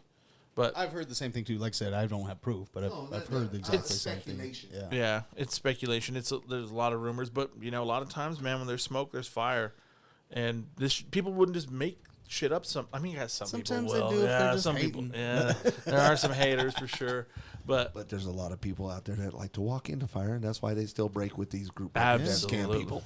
Yep, absolutely, yeah. True So statement. I guess the moral of the story is fucking watch where you're spending your money. Yeah. You know, and if you enjoy that shit, you enjoy the way those clowns act, Stop and you enjoy dealing with them scammers. ripping off your buddies, give them your money. I Go guess. ahead. I mean, To each you- their you own. can You go do whatever ahead. the fuck you want with your own money. But And if you get scammed, we don't want to hear you crying. yeah, that's it. That's true. That's true. Maybe you're in on it. I don't know. Yeah, right? Maybe. Who knows? It's hard to know anymore. There's so much Well, out that was there. the thing when I was talking about the bleacher coming out or whatever, and then that guy posted something, and then there was a comment on there that apparently got deleted right away. That somebody had the foresight to screenshot right off the bat, and it was somebody defending bleacher breaks right away. Oh Yeah. no, I'm just glad that this came through, and it just gives me so much support for them, and now I realize that they're some of the best, and blah blah blah blah blah. And somebody screenshotted and looked that guy's name up right away, and he had two Employee? friends. Oh, One was whatever bleacher, and one was another guy that works for him. Oh shit! So it was, It was that sounds about right. it was bleacher and screecher. yeah. Yeah. I wish I was at this game tonight. Grant Hill's one of the hosts. That'd have been a cool ass autograph to get. Oh yeah. When I used to collect autographs. Yeah. Love me some Grant Hill. Hell yeah. Yeah, he Yeah. was the shit back in the day. Atlanta came back and beat Boston. Oh yeah. Did they? Yeah, the they 119 did. to 117. Boom. They were way down too. Yeah. Jokic just hit another triple. Damn. Good. Yep. So, well, Cisco Food Service, you got to get on some Nugget playoff tickets, you bastards. You owe me. Or you could just buy them like everybody else. No, they owe me them fuckers. They got the suite too. Hey, you know what I can do? So, hey, since I work for Pepsi, right? I can go onto my website and I can type in Pepsi All Access, right? And I can turn around and up to 7 days before an event, I can turn around and request tickets. And Oh, it's like man. It's like a first come why are service. we at the game Shut up. tonight? So, because for one, it's a playoff game, probably ain't gonna get it. But plus, I work at night, so. But so Why can't you give it to Mike and I? because I have to go to the game, he has to be part of it. I have to be Yeah. part of it. I'll take your ID. You're stupid. You don't look like me because you're way uglier. But yeah, so Let's not so get it's the ugly but- card so out it's, here. it's pretty cool that I'm in you know, trouble. I can turn around and get You and me both. It's pretty cool. I can turn around and get concert tickets or whatnot. nice. But Yeah. like one of the times that the Clippers came, I happened to just turn around and look. It was on a Sunday, and I was just in there looking at tickets, and someone didn't go, so they returned their 2 tickets, but they were club level tickets, and they were like $325 a piece. And I was like, if I didn't have to work tomorrow, I'd be at this game. Yeah. Because I would have got the tickets because no one else was requesting them. Right. You know, but yeah, it's because it used to be called the Pepsi Center, of course. So Pepsi still has a suite. in Right. there. Nice. Well, we're gonna be hitting you up. We're gonna be hitting you up, Ems. Why are we at the game right now? Why aren't we there? Because why? Because I think to me, we're in a lot cooler place right now. Aww. Aww. You need a napkin for that nose? Get that brown off of there. No, we are in a cool place, though. We are. And the Nuggets are... Nuggets are tied. Tied. Alright. Currently tied. Go. But we'll jump out of that, dude. We'll jump into our last topic under the cardboard this week, and that is about the Denver Card Shows, one of our glorious sponsors. Mr. John Scanlon's putting on a show this weekend. It's going to be the 29th and 30th. Can I say this without saying Crown Royal? Do it. The No, cra- the you already cr- did, so. I know, right? The Crown Plaza Convention Center, and Dude, it's going to be a huge show. it's going to be a gigantic show, 250 plus tables, food trucks. There's going to be a bunch of autograph signers. Derek Wolf is going to be there. Brett Saberhagen. A whole laundry list of people that are going to be signing autos. Shit, next time I'm going to set up a food truck instead of a card table. Yeah, and they're real. going to have food trucks, too, this time. So Yep. that'll be nice. Food trucks in the house. You know what you're gonna do? I already see it. You're gonna turn around, set up a food truck, but you're gonna turn around and pay someone to turn around and run your cards. So I'll you just double have dipping food and cards right there. right bro. out there, right outside. Be like, hey, can I get my food? Hold on, I'm making a deal. Every grinder comes with a free pack of Yeah, Tops flagship. we take Looks like Mr. S is TSA ready. slabs in the, He's over in there. the cheeseburger. He's chomping at the bit. He's like, Salute, "Oh, everybody. let's take I these really shots." hope Jamie don't hear this podcast. She's gonna know you got drunk doing a podcast. That's just insane. Hello, Wait wifey. till Dory sees us. Yeah, but you're not really drinking, so you're like sipping. So Pass me one I of won't those tell her if you H2Os. don't tell her. Yep. Just make sure you don't watch the podcast while she's at home. And he passes this around to my homeboy down there. Like a hot dog at the Coors Field. bro. That's right. That's right. It's going to take a hell of a lot more than this to get me drunk, though. So all of us here are going to have tables at the Yes. Denver Card Show. We got our 3 tables and an extension table. We'll be set up over by the autograph tables. We're actually practically right next to the autograph. That's Oh, kinda nice. cool. Yeah, that is cool. That is cool. Last time you guys were right there by the autographs too, huh? Yeah, you weren't far. Yeah, not at all. Last time we were there, yeah. Yeah. Yeah, we were right there and trying to go ahead. I'm gonna turn around and say, "Hey, Mr. Saberhagen, you want to come over and spin a wheel for free? I'm saying. Why not? Turn You guys around, got give to us a chill. slip." You guys got to chill with Tim Patrick Now, last Derek time. Wolf might break the wheel.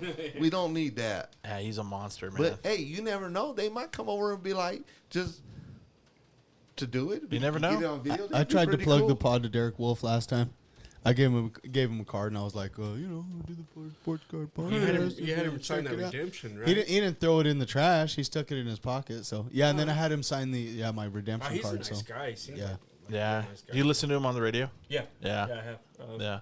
Yeah. I listen to that every day. Like I've listened to the 104.3 The Fan, The Drive every day for like the past 20 years. Wow. Yeah, I've just. 10-year-old. I know, dude. I know. I'm just a Bronco fucking junkie, so I want to know the news. I want to know it from the people that are there. You know, the people that are right in the mix. You don't want to say that in front of a Cowboys fan and a Bears fan. That Cowboys fan could. Oh, did you get that video I sent you? Yeah. Man, I jumped. Dope on that Mandalorian helmet. Hell yeah. Oh, I didn't see that. I didn't send it to you. I know, It was a that's what I'm Dallas saying. Cowboys Cowboys helmet.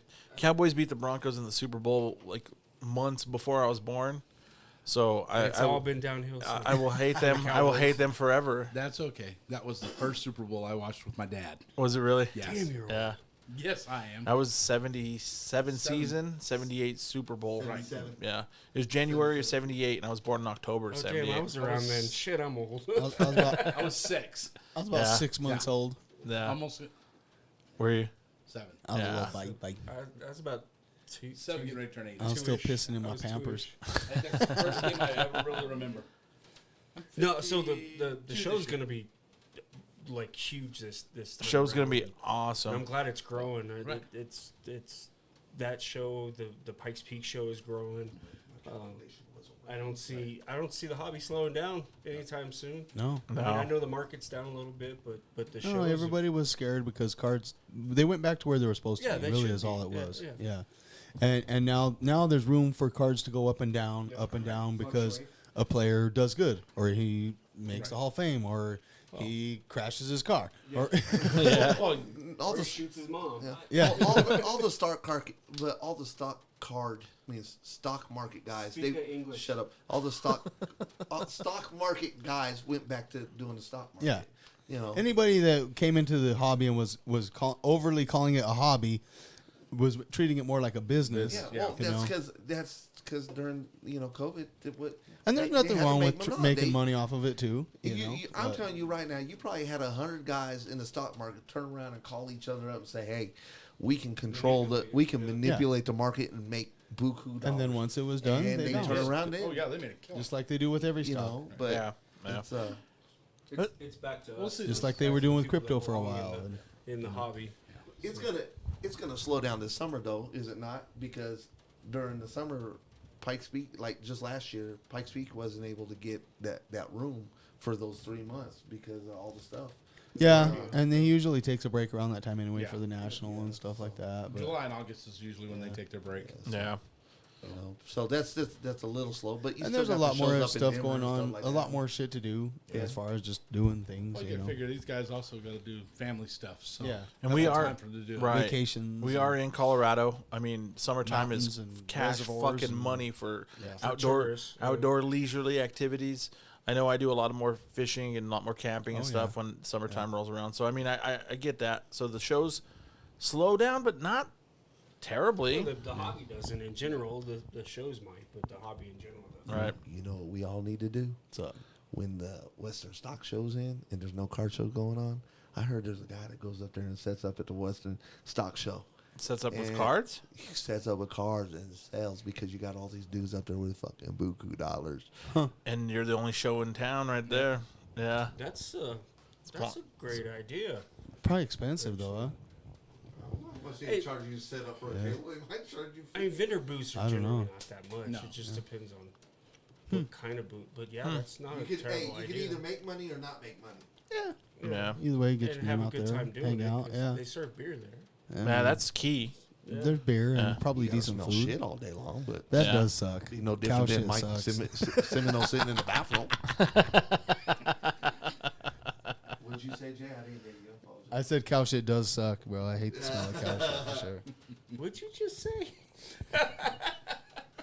I mean, damn. You wonder if he's the one that's been drinking.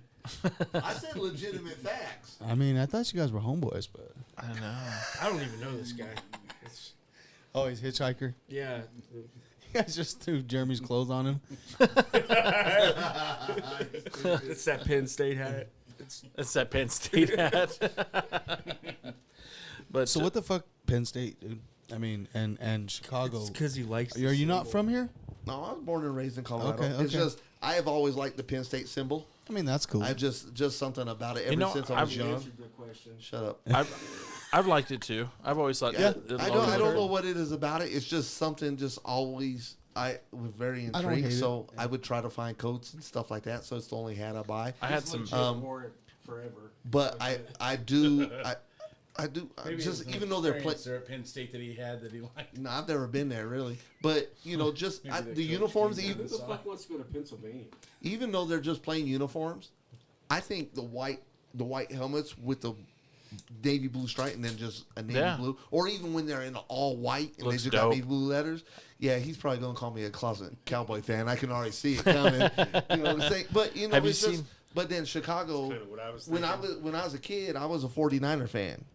And then I seen Walter Payton play, and I was like, Yeah. "Oh hell yeah, he's dope!" So I started cheering for them. Well, the year that I freaking cheered for them, they went to the Super Bowl and won it, and I just stayed with them ever since. So. Nice. I like. I've always liked their uniforms too. I've always thought they look dope. I like the color scheme, and they do a game every season at home, and it's a whiteout game, and everyone in the crowd wears white and have white towels, and that shit looks fucking cool, man. It's pretty badass. Just like when some of the teams do a blackout game too. All black is pretty freaking. It's pretty dope cool too. Yeah, pretty cool. I wish when it comes to like talking uniforms and stuff, I wish the NFL would give some of these graphic artist people A little chance. a yeah. little chance, because some of these helmets that got these big ass logo on it, some of them are doper than shit. They've finally been playing with the helmets a little bit last few years, but yeah. Yeah. But yeah, just give these. Yeah, helmets have kind of. They make a heck of a lot more money. I mean, granted, they make a heck of money now. Yeah. But to add the different helmets, Oh, yeah. especially if you see them at Collectors and people who like to buy all the different jerseys or whatever, they're gonna have yeah, to have it's- You're every. gonna like this one. Dallas Thanksgiving Day game. They have specific jerseys they sell afterwards. Yeah. Because of that game. Yeah. Why not everybody? Do that with the helmets. Do that. Yeah. And And maybe special events. As where they long do as that. they're helmets you can actually put an autograph on, I'm all for it. yeah. Those new helmets with the the bands. with all the venting It's on the hard top to- of it, you can't. there's nowhere to There's really nowhere to put sign. an autograph. So anyway, that's just my 2 cents. Yeah. Who cares about the player safety? Yeah. We just want a fucking autograph. Player safety, come on. No matter what you do to a helmet, you cannot stop the brain from rattling inside the skull. That's true. Sudden stop is what gets you. Yeah. So, they're saying it's all player safety. You show me how you stop the brain from bouncing around in the head, and then I'll believe you. But till then, you're still going to have concussions. Yeah, I mean, no matter what. boxers use 16-ounce gloves. There's a lot of padding between your fist and the fucking more than a helmet. Oh, exactly. You know. So it's Obviously, just, they get hit a lot more. I But just it's the but brain rattling around. It's not the people are something soaking hard it hitting up your though. head. It's- They're soaking it up. Oh yeah, it is better. There's no, true. But But here's the other thing. they have shown some stats. But okay, that's what I was just going to get to. No, hold on. I was just going to get to stats. Yeah. Who's to say that they didn't inflate those stat numbers? Who's to say that a person didn't have a concussion, but they turn around and said they had a concussion, just like they turn around and claim everything? You got a runny nose. It was COVID. Yeah. So you get what I'm saying? Yeah, there's certain things about a concussion that I guess could probably be almost impossible to actually I've had document, some you know, serious or to, concussions you know. in my life, and that explains a lot. But your brain, no matter what kind of helmet, like Jeremy said, no matter what kind of helmet you're using, no matter what, they can try to prevent things, but your brain's still going to move inside your head, and especially in a contact sport like football, Yeah. you're going to get hurt. Yeah, they Yeah. get concussions in soccer from doing headers and shit. Yeah, exactly. Yeah. So Even if they don't use their head, you turn around and take a chest shot from Hamilton? so here let's just take who's the heaviest running back right now? Derrick Henry probably. Okay, Derrick Henry. Yeah. What is he? 225. Maybe. I'm not standing in his way. I think he's listed at 225. He's probably rolling about 250. Okay, well, let's just say Yeah. 250. So you got 250, and you got It's all 100. muscle. You have a 185-pound dude running full steam at each other. Even if you don't get in his head and gets hit straight full chest, you can't tell me his brain don't move a little bit in his head. oh yeah. Yeah, it has to. I don't know how we got on concussions and shit. That's how we roll. But you know, Oh, I was talking about helmets. we sidetrack. and That's what we autographs. do. Sorry. Rabbit holes. My bad. It's all good, dog. yeah, it's good. We're talking about everything, which is good. Yeah, Yep. it's That's all what we good, do. I dog. don't even like you guys. I don't even really care for you guys very much. We still going to Urban Sombrero, though. Oh, right? absolutely, absolutely. Let's not get that fucked up. Absolutely, absolutely. I may or may not know the manager at Hooters in Springs too. So if we need to get some hookup next time we go there. Oh, where? I love wings, and you know my wife got to me. You go there just to look at the girls? Hell no! Their wings got are legit good. wings. No, their wings are great. I took my boy when he was like 8, 9, 10. 12. No, 10. No, I that's took my why I boy took my because kid. they were doing a calendar signing. Nice. I gotta prep the boy. You know what I mean? Oh yeah, we go there pretty regularly. Jeremy and I after the Yeah, you Pikes guys go Peak show. before trade Yeah, night. After the Pikes Peak show. Yeah. Pikes I've been Peak show trying to every tell day. you. Let's go. Yeah, I've been. No. We telling you end up need go- to go to dinner with these guys after the show. we end up getting to trade night late. Like it's at Yeah. the back end of it because we go get some wings. That's why Yeah. they're always late. They weren't just like We'll bring getting you- high. We show up all before. baked and winged out. Oh, we do that too. Yeah. Right, you never come anyways. I'll meet you guys at Hooters after the next. Pikes Sounds Peak. good. So we were just telling. So since he is part of us, we have. If we do go to Hooters with him, we have to bring wings to trade night, so he feels part of. So you- Yeah, yeah, we don't want that's to leave him out. that's the We- move. hey, or we could just turn around and bring him the leftover bones. Being there. Hey, you left a lot. We're bringing the leftover bones. Left a lot of meat on them bones, dog. We tried many years ago that we tried to move a men's group to there, and our wives told us straight out, "Don't come home if you do." Dang. I don't think that's a church thing. No, I'm going to go off on a limb here and say the church isn't going to approve. The church will not approve. Fuck yeah. well, I don't know, the guys depends in the on what group church did, you the go to. Wives were the ones. Oh, that yeah, I'm refused. sure the guys were all for it. Tied up in third quarter. Oh, there we go. We're tied again in the Nuggets game. Going into the fourth. Ah, into man, the they're so third. close to moving on. I know. Minnesota, I got to give them credit, man. They're fighting with everything they got, they're- man. They're trying to. I thought they were going to lose by 20 tonight. I thought the Nuggets were going to put it on them. I thought they were going to put it on them, but they're fighting, man. I got to give them credit. It's the Nuggets, so. All right, next topic.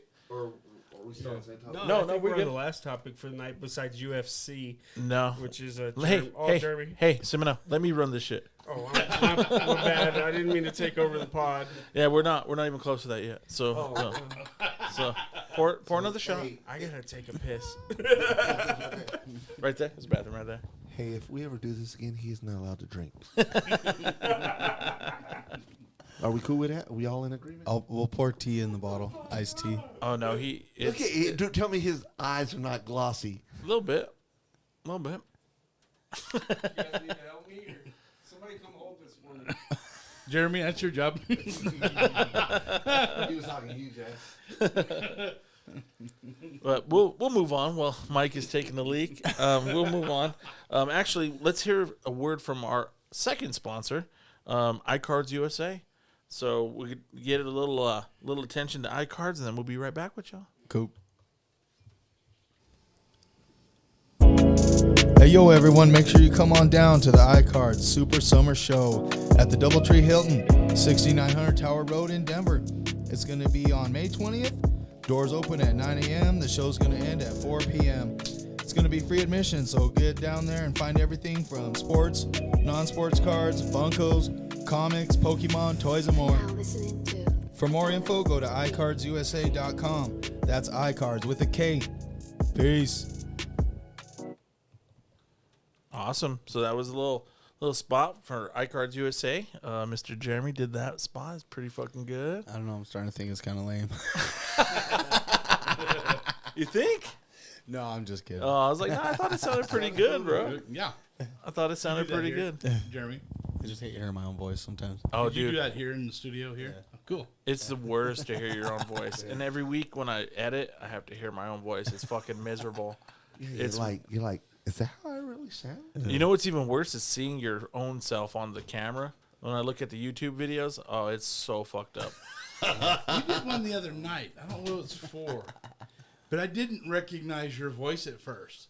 Oh no. No, I thought that's not Aaron. No. then okay, then all of There a was sudden a few something times where I clicked. listened and our voices sounded kind of similar, and I was I'm like, back. it was a little hard to tell It who wasn't was deep. talking. Let's just say that. I wasn't sure who was actually doing your promo. Really? Yeah, I thought, wait, that doesn't sound like Aaron because I watched the podcast. Yeah. And this, okay, oh, that's Jeremy. Okay, Oh yeah. Yep. but I don't remember what it was for. It's probably this. It's Must probably have that. been. Have you been drinking? Who, me? No. No. Plead the fifth. We can tell you Water. that we please the fizzy. I got water too. 1, 2, 3, 4, fifth. Everything you say, fifth. Yeah, we quote Dave Chappelle pretty often on the pond. Yeah. Dude, I've got. I'm lucky enough to own the first 2 seasons on DVD. Absolutely. That's fantastic. Yes. Classics. But we'll move on. We'll get back into the structure a little bit if we Oopsie. can. Oopsie. It's more just like party nights. It's party night. It's party night. But we'll jump into the sports element. We'll give a little whistle. Nuggets are winning 80-77. I just thought I should bring that up real quick. Nuggets are up by 3 going into the fourth. Although Thank when we goodness. talk about Colorado teams on the pod, it usually doesn't bode well. That's Stop true. talking. That's true. You're not wrong. But the first topic under the sports element this week is about Aaron. Aaron Rodgers finally got traded. That was kind of pending in the wind, swinging around a little bit. Man, that took a minute. What about my That took baseball a long cards? time. Like, you knew it was going to happen, though. Yeah. Yeah, I hit the wrong button. I was trying to hit the. Hey, Ron. I was trying to hit that button. I almost wore my "You Messed Up" Ron shirt tonight, but I didn't want to insult my brother. Oh no, that'd be awesome, man. I love that shit. I'll wear it to the show. You want to Just go to for you. you done messed up, Ron? You went to the Jets, man. Yeah. So Aaron Rodgers went to the Jets finally. So I'm going to read the laundry list of this trade, what actually went down. The Jets get Aaron, of course, and they got the number 15 pick this year. They basically flip flopped number ones, so that the Jets are getting the 15. They're giving up the 13th. The Jets are also getting a 5th rounder this year. The Packers are getting the Jets 13, of course. They're getting the 2nd rounder in 2023, which is the 42nd pick. They're also getting a 6th rounder in 2023, which is the 207th pick. And they're getting a conditional 2024 pick, which is a 2nd rounder, unless Aaron plays 65% of the snaps. Then it becomes a 1st rounder in 2024. So there's a possibility of them getting that. I wouldn't say they get 2 first rounders, And but $60 million cash. no, I got to give Aaron Rodgers that money. Oh yeah, but gotta that's pay him. not part of the No. that's not part of the trade per se. They just got to pay him. That comes with the contract. So what are they really getting out of it? A first rounder if they're flip flopping They're first? getting an old man that hopefully can still throw the ball. That's what No, the they're- Packers. You're saying what the Packers get? Yeah, they Jordan Love. they flip flop first. They get a 2nd. They So get they're getting a 2nd and a first. a essentially. 2nd and a 1st. And They're an getting upgraded a first. and right. closer pick on the first. Right, and this one it gets like moved up by 2 spots, which isn't crazy dramatic, but it helps. It helps positioning. It helps that trade. That They can pick a quarterback at that spot. they can. They can, but it just kind of depends on what guy's going to be left after Who the still first like falls. 10 picks. Could be a Tom Brady. They could trade Tom Brady. Wasn't he like $2.99 or $99 or $199 or $199 something? Yeah, he was. He was. That kid out of Tennessee might be there. He's looking pretty strong. Anthony Richardson, he might be there. Those Jordan Love I think cards, he'll- though, I think man, Seattle's probably going gonna to get him. spiked today. I would hope, but I think that's where. who but knows? who knows until Yeah. Thursday night? Who knows? So, what are your thoughts about the trade? We'll start with Jeremy, J-Bone Capone. I mean, I'm glad they finally got it done. It was kind of like lingering. It was. And everybody's like, yeah, no, it's a done deal. But, like, I don't know. We've seen a lot of shit where people said it's a done deal, and it just kind of fizzles out. So Yeah. I'm glad they got it figured out before the draft, so that everybody can kind of move on, and now everybody can draft who they need to draft, and we get to see Jordan Love, I guess. I'm not overly amped, but I mean, I'm excited to see what he can do. I'm not like overly amped on what I've seen from him so far, but we'll see. We'll see. Yeah. He has a shot now, so. Mr. Mike? I think Green Bay Packer fans are going to be happy with the drama leaving their team. Yeah. Because I have a feeling what's going to happen with Aaron Rodgers at the end of next year is all the drama is going to be brought back up again. He's going to hold the Jets hostage, and poor Jets fans. It's very possible. They're going to get a good quarterback, better than what they had in the last couple of years, anyways. Sure. It's Super Bowl or bust for them. To me, that's the thing they did. They bought themselves a chance at the Super Bowl. Yeah. Will they get there? We shall see. Yep. We shall see. I think Green Bay Packers fans are going to be happy that the drama is gone. Yeah. They're tired of seeing their team held hostage every year. Yeah. That's exactly what it is. I can concur with that. Yeah. Roethlisberger did the same thing though too, didn't he? No. Like wasn't 1 year or 2 years? Did he? 1 year. He held out for a long time, but Well, But my you were talking about Jordan Love, and my thing is like how much practice time did he actually get with Aaron Rodgers being there? Close to zero, I would say. Exactly. So now with Aaron Rodgers being gone, he's going to get all this practice time, and they're going to work on stuff that he needs to work on. They have been.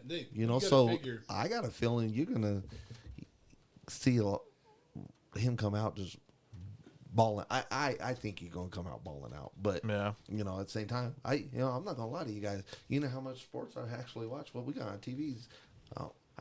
Once they put politics in sports, I quit watching sports. So I get the headlines on ESPN and stuff like that, but I get the feedback from him, and I get the feedback from him on just certain things as sports. But I do pay enough attention to sort of know what's going on. So nullify whatever he just said. It don't matter because you don't watch. We'll strike that from the record. There you go. But I think that's what's going to happen. I think he'll be fine. You think Jordan Love's gonna be all right? So he's showed some progression over the last couple of years. He's doing his footwork. He's doing. He's making the passes. The problem is he's running into the same team that Aaron Rodgers had last year. He has minimal receiving help. It's true. The running game is okay. The running game's okay there, but he's going into. They're going to have to pick up a whole lot of offensive help in the draft. Which is why Aaron Rodgers don't want to be there. Yeah, exactly. It's almost it's closer. It's not a rebuild, but it's pretty close. It's pretty close. And and he's been asking for help for years, and they're just and then they drafted Jordan fucking Love. Yeah, well, traded up to draft Jordan Love. That was the big spur right there. That was the big on the swing side of that it's kind of like the Favre situation with Aaron Rodgers. He learned under a veteran quarterback, an MVP level quarterback. Yeah. So he has the learning. The other thing though is the Jets are built to win now. Their offense is pretty legit. Yeah. They've got several guys in the running game. Brees Hall. They've got Garrett Wilson. They've got they've got the rookie of the year offense and defense. Garrett Wilson as a receiver. They've got a few guys that are super talented on that team, and what they didn't have was a quarterback. So it's a win now situation for them. Yeah, the quarterback. They have a quarterback that's going to turn around and make Aaron Rodgers' life living hell. Isn't that what he said? Yeah, he did totally say that. I'm going to make that guy's life hell every day in practice. Was it Zach Wilson said that? Yeah, he sure did. But Zach's occupied with MILFs, so. But I think Aaron Rodgers is in a way better position than with the Jets than he was with Green Bay, as far as talent, offsetting talent. The Jets had a great season with a mediocre quarterback. Zach Wilson is not the guy. After maybe a couple more years of being under a guy like Aaron Rodgers, maybe he will become the guy. But they're just like San Francisco. San Francisco is in a situation where they have every piece there, but they keep getting screwed in the quarterback situation. Yeah. Everybody gets hurt. They're talking Trey Lance is being shopped right now. Purdy could be the guy, but that surgery he just had. Yeah. That's kind of a big deal surgery. I've actually had it. I got a scar right here. You've had Tommy Johns? I had the ulnar nerve moved. Yeah. In my elbow. That's Pretty. That's gonna. I mean, he's young, so he's probably gonna recover from it better than I did. But it does affect your throwing motion. It affects your, the baseball throw, the football throw. It affects that. Yeah. So anyway, I think it's good for the Jets, not so much for the Packers. How long do you think he's going to really stick around, though, too? I think that's the other problem the Jets are going to run into. It's Super Bowl or bust this year. Yeah. After this year. So, I mean, we could see him on the Vikings a year from now. For 2 more years after. The Broncos, whatever. Yeah. Aaron's going to dance in the streets. He still owes us a Aaron dance in the Rodgers streets is from still at Russell an Wilson. MVP I'm just level. saying. Yeah. Aaron Rodgers is still at MVP level. Damn. He really didn't have the team last year. Yeah, you're He right. just And did see, not. He had Lazard. I mean, he had Cobb, but Cobb was, Cobb was just an afterthought. So I think, I really think it's a 1 year. Hell, they make the playoffs. They win a couple games. He'll come back the next year. So far, Peyton Manning's the only one that's been able to make that happen, though, huh? Yeah. Yeah. And Tom Brady. Oh, yeah, you're Brady. right. Yeah, Brady recently. Damn it. Brady was able to do it with the We were Bucks. trying not to discuss him. And Well, I mean, granted, even Joe Montana, when he left the 49ers, went to Kansas City. No. He never got into this. There's a did he few get into guys the that Super Bowl? left. I don't and think But went he they got made into the playoffs. playoff. No, Did they he? got to the Okay. playoffs They in did. those 4 Yeah. years. they got to a title game, I think. I believe so. Yeah. Get the AFC champ. Yeah, I think so. There's still a lot of work. I mean, they've got a lot of weapons, but there's a couple of more pieces they've got to get in the draft. They do have to go get a tight end for the Jets. Yeah. He's got to have a release Yeah. valve, and they've got to fix that offensive line, or he won't last. Yeah, the no, year. you're right. Their offensive line was kind of rough. Right. Yeah, So it was kinda rough. I think they're that's still what in a way better position than the Packers, though. Oh yeah, definitely. Yeah. Oh yeah. But at the No end doubt. of the year, the same thing is going to happen. Aaron Rodgers is going to hold him hostage for some little bit of drama. For some mushrooms. Yeah. And that's what it's going to be. And he's not. If he doesn't get his way, what does he do? He goes on to the Minnesota Vikings and try to make them his final destination. As much of a joke as that is, if Aaron Rodgers wants to play, he's gonna play. Right. Oh, But yeah. I don't. Somebody will The sign Jets are a legit contender at this point. Yeah, they are. Oh yeah. They are. They just got. I think this year's draft will help because last year they could get all the weapons. This year they've got to fix that offensive line. Yeah. They have no Which choice. They Yeah. can do in the draft, which Yeah. they And- still and have some draft cap. having- They didn't fucking give everything up like the Broncos. Fuck. True. Having there. you had to do it. Had to do it, Mike. Fucking the thing about it is when you have an MVP level quarterback, which Aaron Rodgers is, Right. he just is. He makes some of those offensive line woes not look so bad. Peyton Manning came here. We had a fucking dog shit offensive line.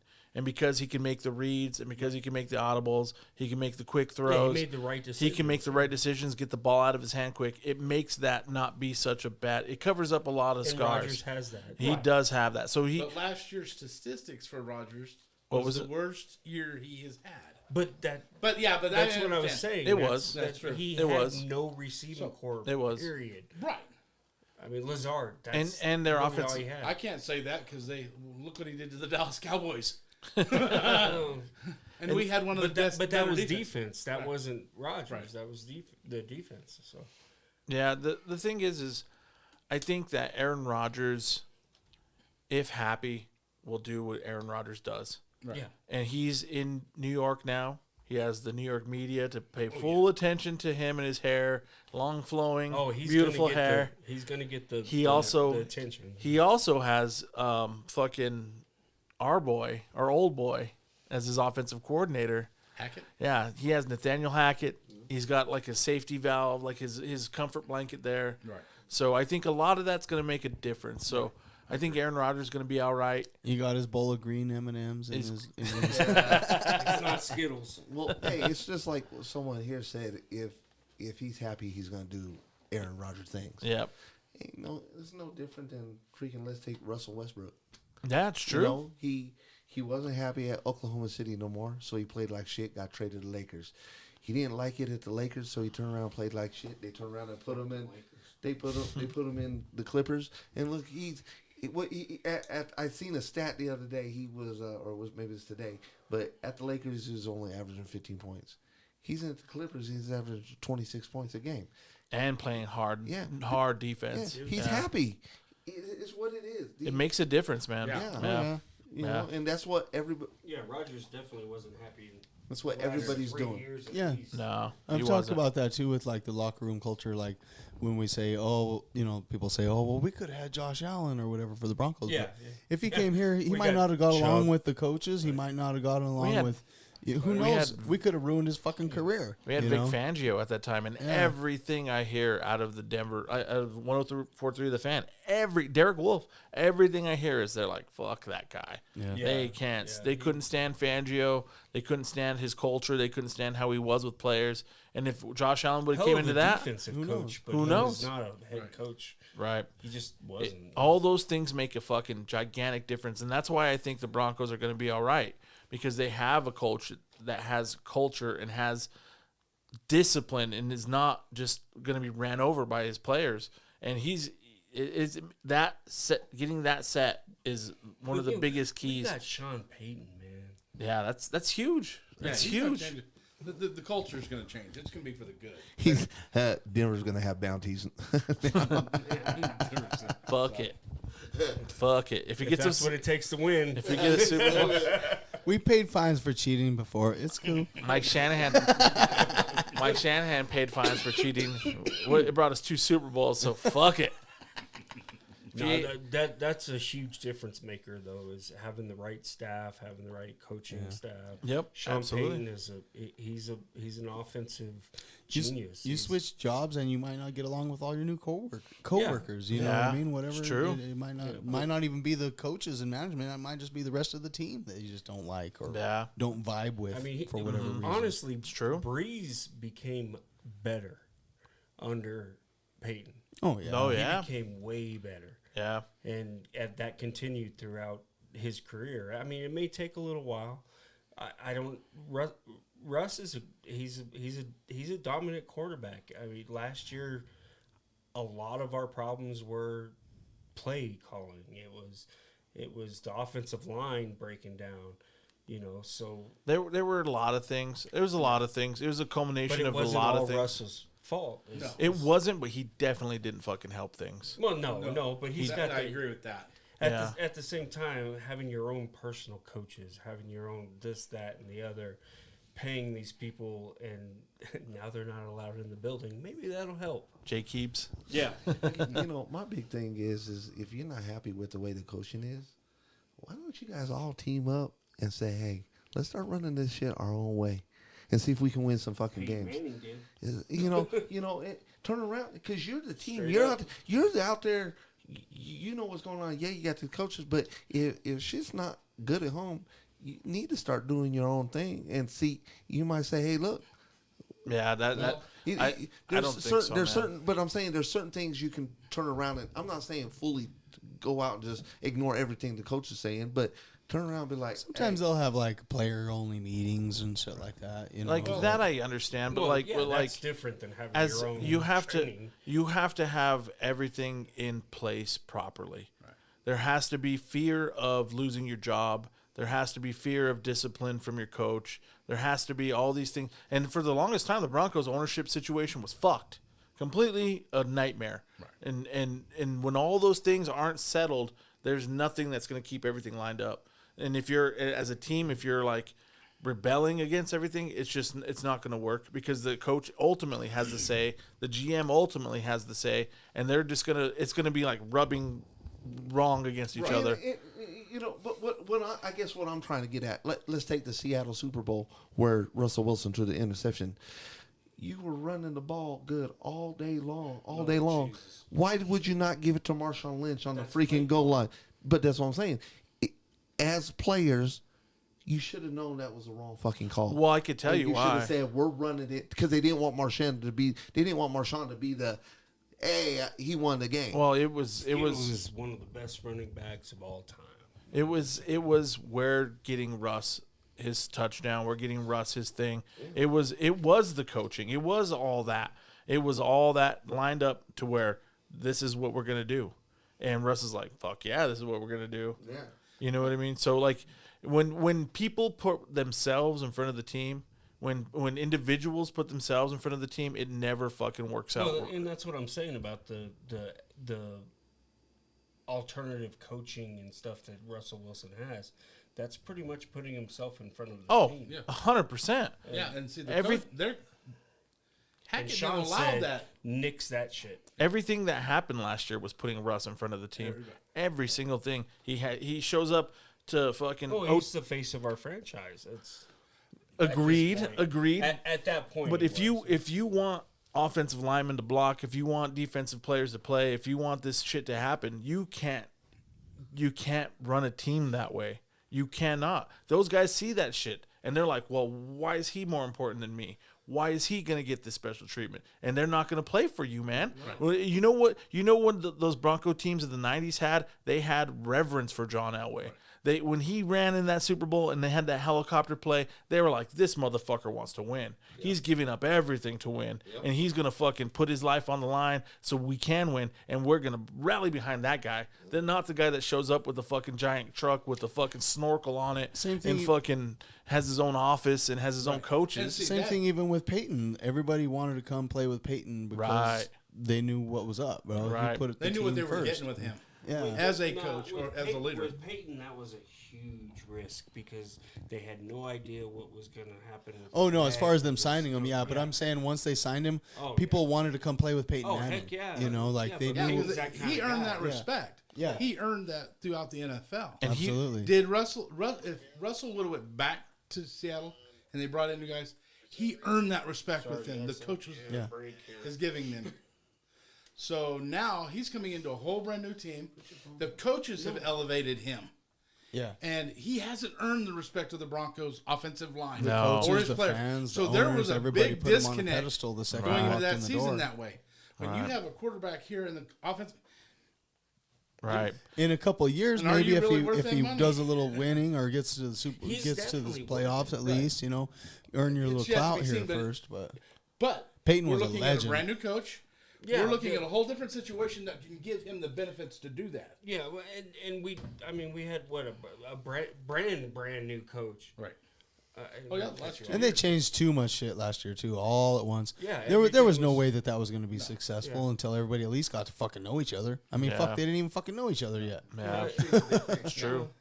Yeah, because our receivers sure weren't catching balls. And here's the difference between Russ and Peyton too. When Peyton left Indy. He left like he got injured, and they're like, "We're cutting bait. We're gonna fucking draft Andrew Luck." It was a different way that he left there. Right. He didn't leave there like fighting and everybody pissed off, and the media being like, "Fuck this guy." No, when he left there, the media's like, Aaron Rodgers situation. It wasn't even close. There wasn't that big issue with Seattle either. It was Denver taking a giant risk. No, actually, Seattle people did.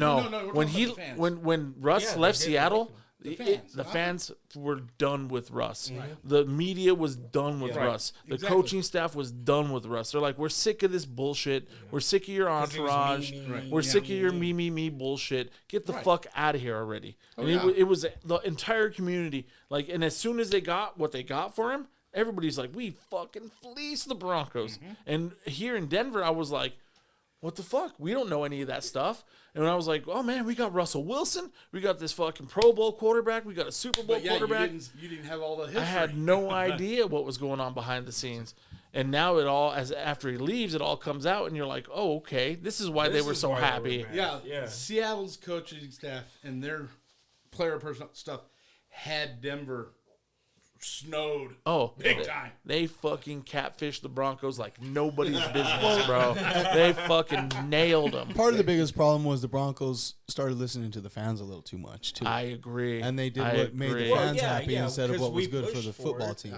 Yeah, we got everything we wanted last year. They were hoping we for got another every Peyton single Manning. thing we fucking asked for We last year. absolutely did, except for an offensive line. Except for the offensive line. They were hoping for another lightning strike with Right, Russell exactly. that they got with Peyton. And I was Which could still happen. No, Peyton didn't. No, Peyton in didn't that couple gel years. until a few years after. And that's why I'm so Yeah, but impressed this is with Peyton coming in and doing what Here, he's done. here's the difference, though. When Peyton came in, we went from mediocre to fucking Breaking records. 13 and Legit. 3 Yeah. He was immediately. He was we breaking went to records legit. Right. out the gate. Russ comes in, and we fucking sucked But when he left, bunch of dicks. Like, when right before he left, he showed his age. He showed his. Oh, yeah.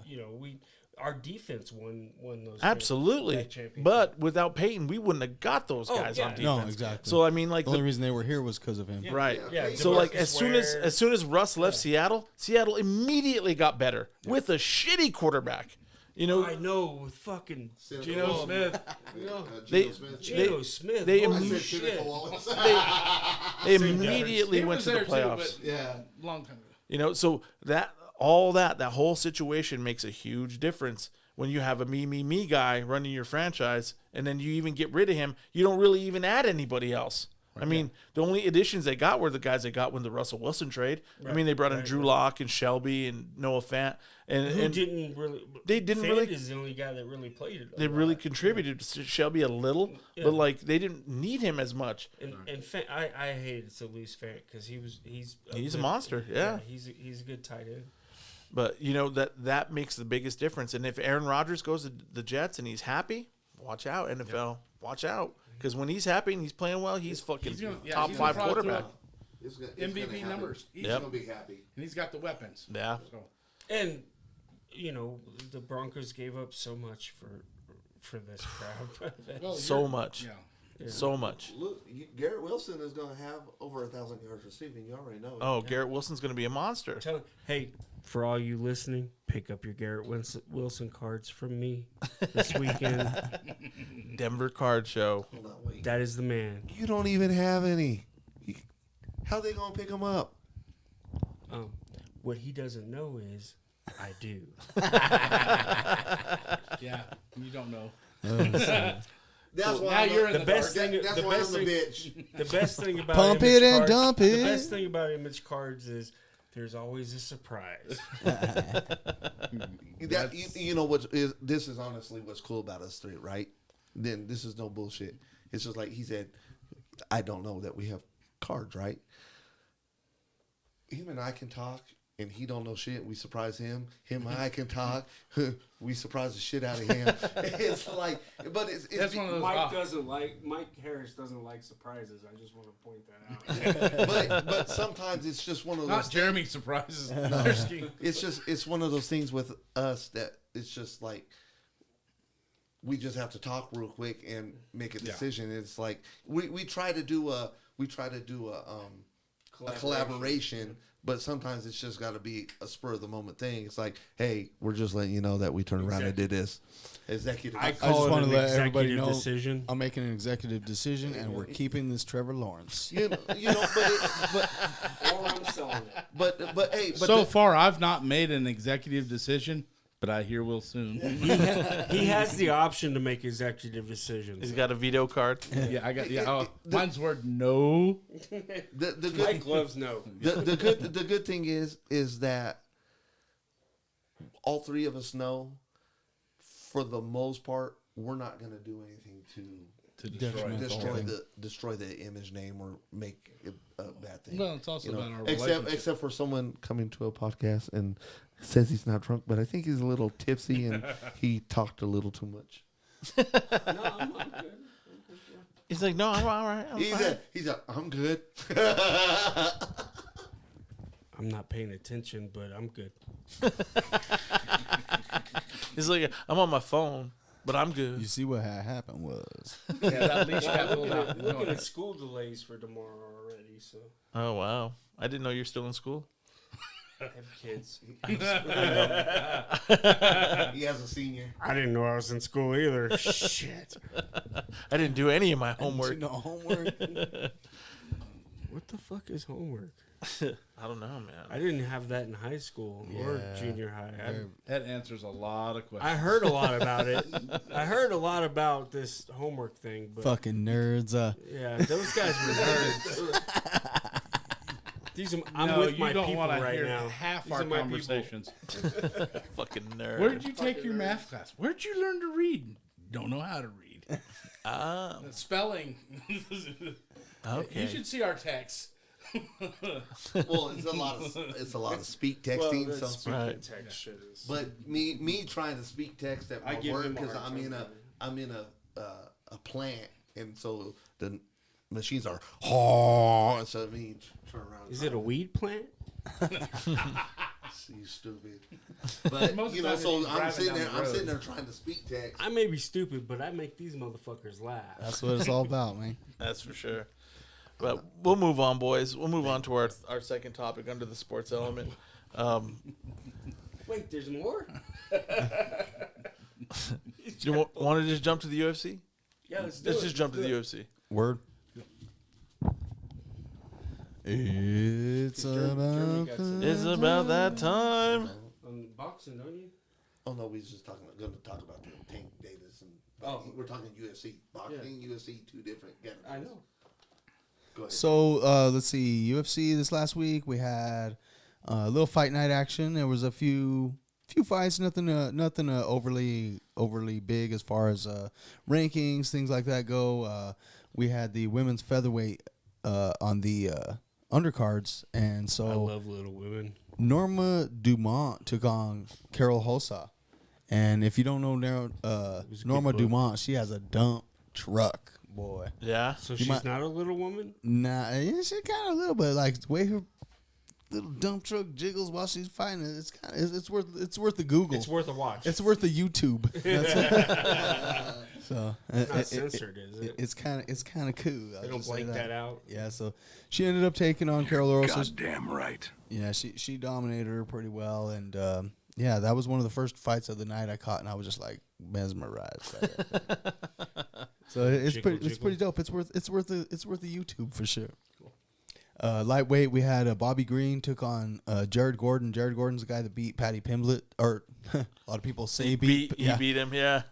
But he was kind of losing this fight, and the thing that was weird about that fight was Bobby Green knocked him out. Actually, it looked like it was weird. I have to rewatch it a couple times because I didn't actually catch this fight. I skipped over this fight. I was doing some other shit. But I've seen the highlights. So he hit him and he knocked him out. But apparently there was kind of like a weird little headbutt situation while he punched him. Oh, shit. He punched him and kind of headbutted him at the same time. And obviously that kind of constitutes as a no contest. So, Right. Bobby Green's pissed off because he feels like he knocked him out. And so there's a little Controversy on that one. Yeah. So, we'll see how that plays out. Maybe they'll fight again. I don't know, whatever. The heavyweight bout was Sergey Pavlovich, and he round one KO'd Curtis Blades, which was a hell of a fight. Sergey Pavlovich is actually making a real name for himself at the heavyweight division. People are calling for him to fight Jones right away, so, I don't know if that's going to quite happen. But Curtis Blades was definitely no slouch. But other than that, it was a fairly smaller card. Next weekend, the 29th, we'll be up in Denver, of course, but there's going to be a fight night that night, too. Maybe we'll be playing at wherever we happen to go grab some tacos. Urban Sombrero. That place is the bomb. We got, there's going to be, that one's going to be at the UFC Apex again. There's going to be a bantamweight fight between Song Yadong. Song you down. Wait, say that again. Song Yadong. So we're singing about it? Is that Apparently, I think he's Korean, but yeah, however makes him happiest. cream of some young guy? Yeah. He's going to be fighting Ricky Simon, so that was actually supposed to happen this last weekend. Got canceled, postponed, whatever. So that's actually going to end up highlighting next weekend's fight. There's not a ton of big stuff going on other than that during that one. The week after that's going to be UFC 288. There's going to be a few interesting prelim fights that night. You got Kennedy and Chukwu versus Devin Clark. Kennedy and Chukwu, I'm just kind of rooting for him because I have some of his cards. Pump it and dump it. Pump and dump that shit. Will Mike Tyson be there? Maybe in the stands. He might be. He was at the last. He was at the Izzy fight. Yeah. Yeah. I'm just saying. There So was was Trump. So was Trump and what's his anyway? Yeah. No, there was a lot of celebrities at that last one. Yeah, Yeah. I love to see that because that's a big promotion for UFC. So. Tons of cross promotion shit. Like it's like anything where you can get other people involved, whatever, you know. So then we got Drew Dober versus Matt Frivola. Drew Dober is another guy that I kind of follow a little bit. He's been around for a long time. He's been in a lot of fights, but the reason I kind of follow him is because I know a guy that fought him. Yeah. So there's a guy that lives in Pueblo. He used to coach at a gym here that I used to take my niece to train. She trained jiu-jitsu, and I tried training. Huh? Did he get his ass kicked? He kind of started getting his ass kicked. But he was pretty good for a second. But yeah. It's like he was getting his ass kicked, but he could probably kick my ass. Oh, he could definitely kick my ass. So- He could kick that's all of not our what I'm ass. saying. I'm probably not going to talk too much shit. But yeah, I mean, I trained with him a little bit when I was able to try and actually learned a little bit of MMA from him, and my niece was training jiu-jitsu and shit. So Yeah. that guy, his name is Prentice. He actually lives here in Pueblo. He fought Drew Dober at one point when they were both amateurs and shit. So That's cool. kind of cool to be like, oh, I know somebody that fought that guy. Yeah. I know that dude that got knocked out from that dude. Is it? How do you say his name? Cueto or Cejudo? Henry Cejudo, yeah, He's also coming back, isn't he? Yep, he's gonna be fighting that night too against Aljamain Sterling. So Henry Cejudo, he's 16-2. Aljamain Sterling's 23-3. Cejudo's been around for a little bit. He retired for a couple of years. He actually, I want to say he has a gold medal in wrestling in the Olympics. Oh, wow. Yeah. So Isn't he a Coronado high school grad? Oh, really? Yeah. Oh, I nice. didn't even realize that. Yeah. Okay. That's Okay. cool. Coronado has some freaks in it. Dang it! I guess I'm gonna have to like it a little bit now. I think, if I'm correct, the only reason why I knew that is because I seen a video. Cejudo's been training with Tyson for. told I don't. you Mike Tyson I don't know if it's an old video or whatnot, but he was doing stand up. I mean, boxing. Yeah. To work Tyson's on his been helping a stand-up lot of game, those so- guys with their boxing game and shit. So. Oh yeah, that's he's cool. very prominent in the UFC world now. Because I know I see him. I the only reason I watch him is because I get the shit free on my Amazon. Yeah. So, but I know I've seen him at a lot of the fights. Yeah, so heck yeah. I mean, I wasn't the biggest Cejudo fan, but knowing that, I might have to actually root for him just a little bit now because I'm all about the Colorado shit. Yeah. you know? Yeah. Absolutely. I didn't even realize that about him. But I was kind of rooting against him, but maybe I'll root for him this time. And then there's another fight that night. It's going to be Gilbert Burns versus Bilal Muhammad. Gilbert Burns has fought 3 times in the last 40 days, so that's pretty, Oh, wow. pretty Damn. gangster for some MMA shit or even Hell yeah. boxing, whatever it may be. Yeah. Any kind of contact sport like that, man. Yeah, he just Oh, beat that's Masvidal legit. last week, 2 weeks ago. So Yeah, that was the night of the Izzy fight, wasn't it? Yeah. Yeah. Bilal Muhammad is. I mean, honestly, whoever wins this fight's probably going to get some kind of title shot, but we'll see. UFC's a little weird sometimes, depending on how popular you are or how much Right. you're moving the needle. Sometimes you get the title shots, but Right. it's whatever sells. You know, they sell fights, and so they're going to sell the most popular shit. So it's not always about the 2 best fighters going against it. It's the You know. 2 most popular fighters. Yeah. Yeah. Yeah. Because I noticed I've seen that a lot of times where you got the champion and then you got the number 1 ranked person, and they had the number 1 ranked person could be ranked that way for 6 months. Yeah. Whatnot. They're not fighting. This dude's fighting number 3, number 12, Exactly. number That's 7. like Cejudo hasn't been around for 2 years, and he gets an automatic title shot. Well, that's because he was the double belt holder. Yeah, and Right. he's, you know, he has some accolades, but Yeah. he still kind of skipped over everybody else, and I'm sure those guys are probably not happy. Yeah. Like Patty Pimblett, he might start moving up pretty quick. Yeah. Because of his popularity and like his hype and stuff. Yeah. And that's the thing about Patty is actually he has some kind of injury and he had some surgery, so I don't think he posted something the other day saying he might not fight the rest of this year. So that Oh, kinda really? sucks. Wow. Yeah, So that it's is a not like bummer. another 6 months, but yeah, there were some big time boxing fights this weekend too. Davis and what's that kid's name? Garcia. So everybody was all over Garcia's nuts, and I think a lot of people thought he was going to win, but he kind of got dusted, man. Did you watch that? I was at work and I was supposed to have my phone, but I turned around. You see what had happened? I just turned around and set it up, and I like glimpsed at it, and because I'm in a big ass concrete building, it kept skipping out. Yeah. But I seen it, and I seen the punch, and I was like, all right, cool. But then when you turn around seeing all the stuff about people saying there's a mole and that this and that, but I heard you that. turn around and you Wait, before Jeremy gets into this, the Nuggets are about to win. We got 28.1 seconds left. Oh, We're at shit. 104, About to finish 109 it. Denver. This fucking Back guy. to Jeremy. This fucking guy. But- he just literally took the mic away from his face mid sentence. He said, "Fuck you, He Ems." keeps sticking the thing in his face. So. well, I was told to be close to the mic, so Yeah, I you're doing sounded good, homie. I am Mike. Burn. But I have to pick between Boom. two mics, and Three, maybe I'm into 4. some meat tonight. You're all over four mics right there. Take that one.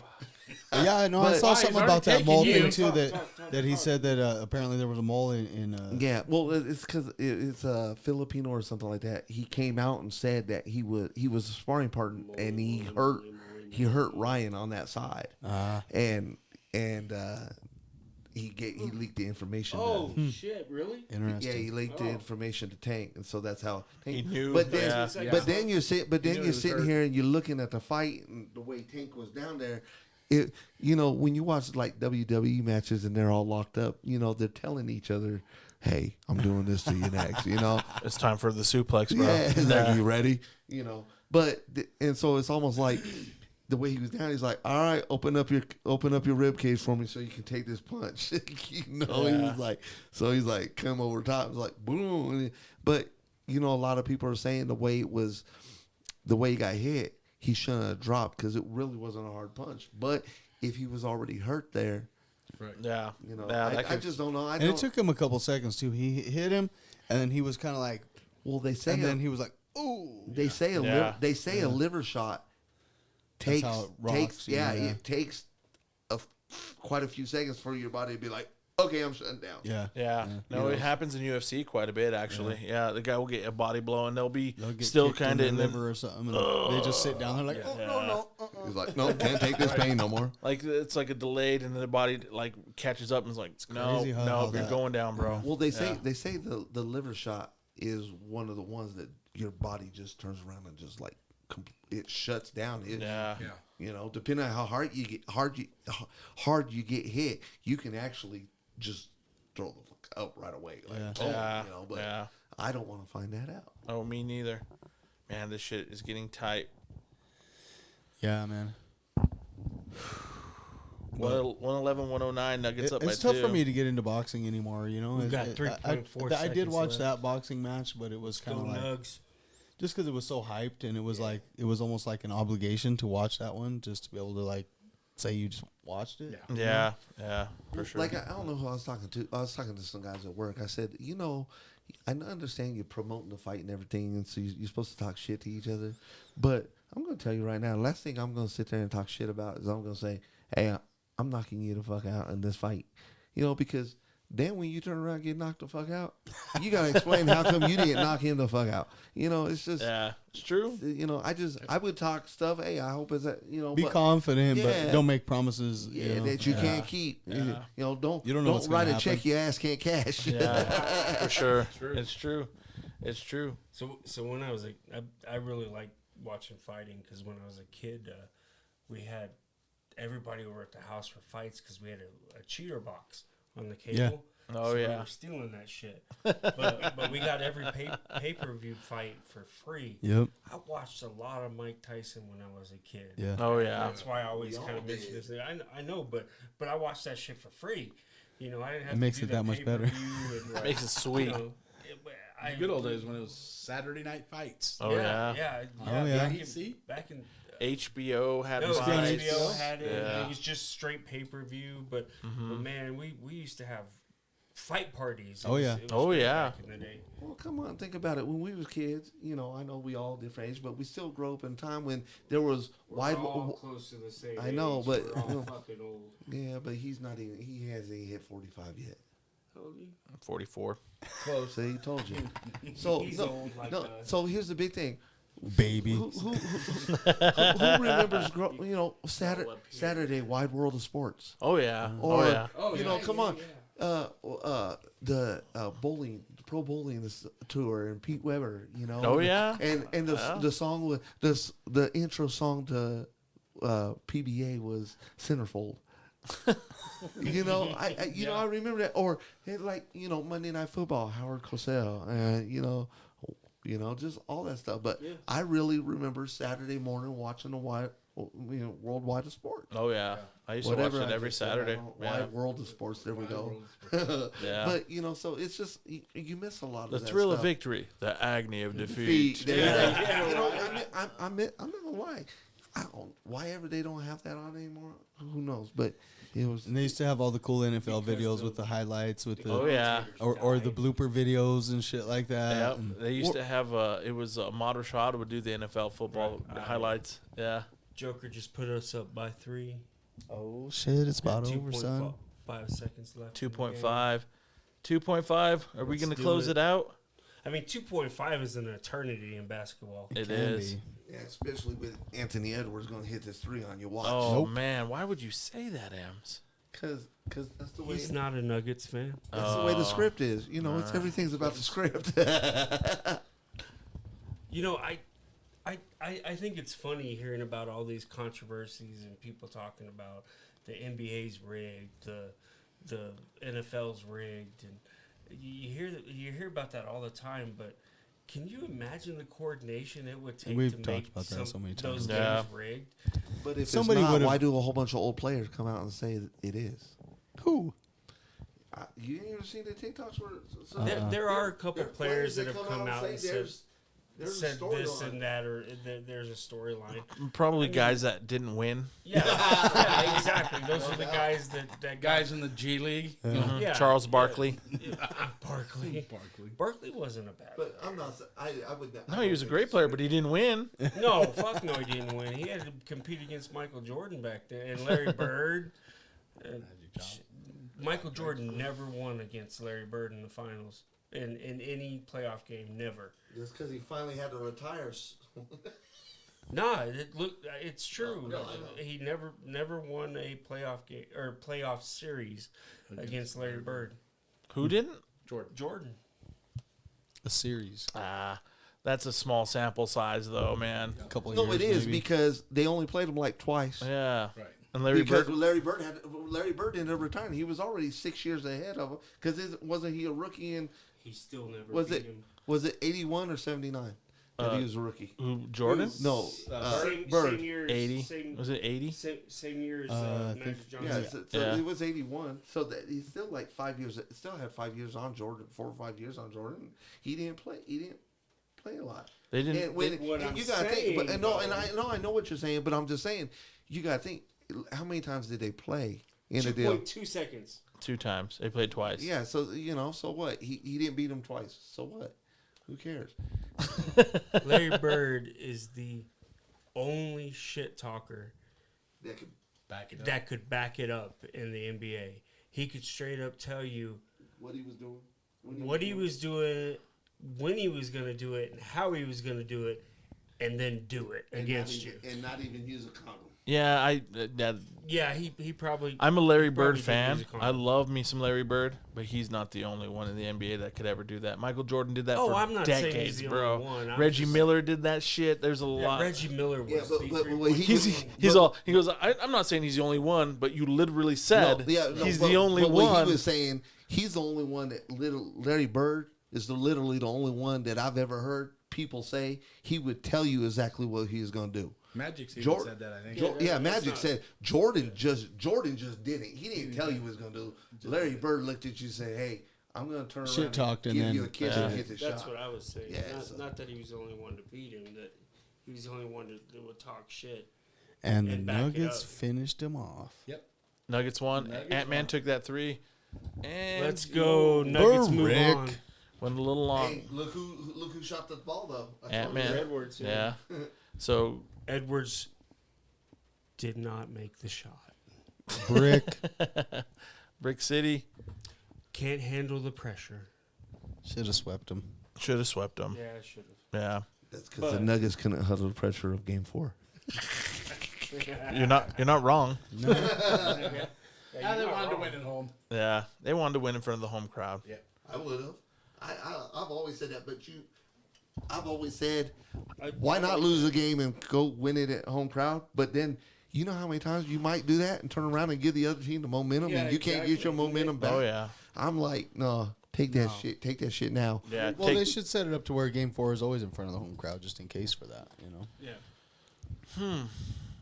Nuggets advance just to disappoint us again. Easy. Bro. Easy. I'm a Spurs fan, so Oh my God. Oh, Get Nuggets the are like my fuck. second team. Get the fuck out of here. Just because I I think grew that- up here. about to call the party now. Come in here with some Don't Spurs come shit. in. What? Well, what's funny is it's the Hey, second Go ahead, Simon. Texas team. I know. Fired. Cowboys, Spurs, what's going on? But here's the But- thing. But I've always been a Spurs fan. He said to doesn't- let him down. that doesn't You're make it any telling- better. You already know the Lakers are coming. The Lakers are coming to Denver. That's like saying I've always sucked dick. Yeah, I know. That still makes you a dick sucker. That's the next series for the Nuggets is the Lakers. No, I they're went playing to Phoenix. The Avalanche's inaugural game. No, because the Lakers are the 7th seed. That doesn't That doesn't happen. impress Doesn't you, happen no? in the NBA. It's not. They don't do that in the NBA. You sure? I'm Wait, positive. What? Nuggets are going to play the Suns if they win. If the Suns win, they're going to play the Suns. The Suns are actually pretty legit this year. I thought Nah. you still did the lowest seed. They don't do that in the NBA. They bracket it, and whatever they just side you started go, doing that you in go. the NFL recently, right? They just started doing Yeah, that. because it's a Well, let's hope the Nuggets win. Is all I gotta say. Yeah. Their toughest matchup is- Because if the Suns come, I gotta go get Kevin Durant went to to write the all the years that Avalanche's he won inaugural game. a gold Like, medal They gave, on this they big gave ass fucking towels. thing. Nice. they gave It's a towels to 101. every I've seat got in the house. he wrote I had mine 2012, 2016, but I was used pretty the wrong excited marker about on that. 2016. Same with the Texans. So I I went to their wiped it inaugural off. Yeah. So now I need to write, but I didn't know he won a medal in 2010, which game. was Not that anybody like cares. when but he was I've in been college an still or Avalanche fan. whatnot. Yeah. Or not Since, college, like, day but one. it was it was like the FIBA type shit or something like that. So, but it's still gold medal. But Dude, I want him cracking to them write. fast. I'm gonna have him write 2024 because I think he's gonna play in the 2024 Olympics. And if you don't, I'll just wipe it off. Break out the eraser. You're not Right. supposed to tell people that. So, you can't prove nothing. The little WD-40 will take a paint pen off right away. So Turn around isotope. and tape it off. All right, you can cut us Spit off. on it, clean it. AA Ron's gonna cut us off now because we talk too much. You're 100% correct. He's gonna start playing the walk-off music.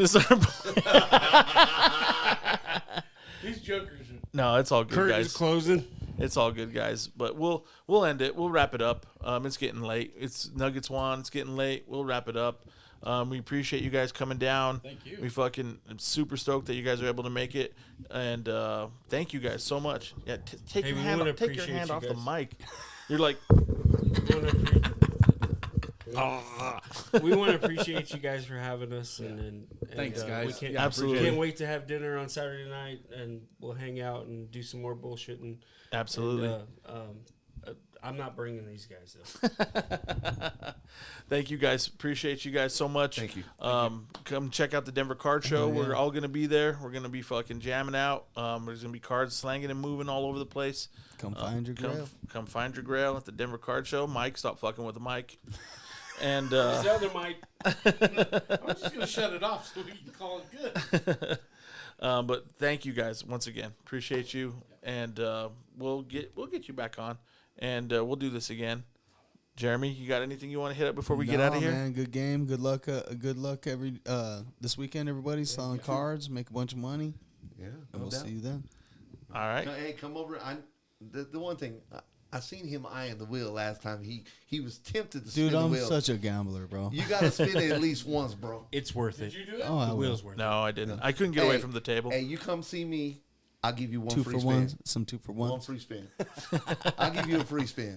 Some 2-for-1 action. Free Give spin. him Mike and Mike are away. going, what the fuck? No, I'm you in can bring control that of the pack wheel. back here and open it and see what you get. Yeah, for sure. No, you guys come over, spin the wheel, have a good time. Yeah. Absolutely. Tell everybody about us. Image cards, know don't it. forget us. Image Fucking A. cards. Mike Simenow. Thank you, sir. Fucking No, M's. I'll wait. Mike Harris, not the baseball player.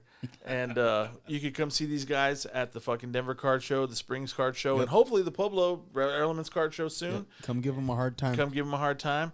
I'll actually make it this time. Sorry about last time. It's all good, man. It's my bad. It's all good. And go down, and if you're in the Colorado Springs area, go down to John's Sports Card Shop there. It's on Galley Road, right next to the Citadel Mall. You'll see Mr. Mike down there. You see Mr. John, two awesome guys in the hobby, and we appreciate you guys. Thanks a lot, guys, for Fucking A. checking us out and having fun with us. And we'll catch you guys next week. Peace. Peace. Later.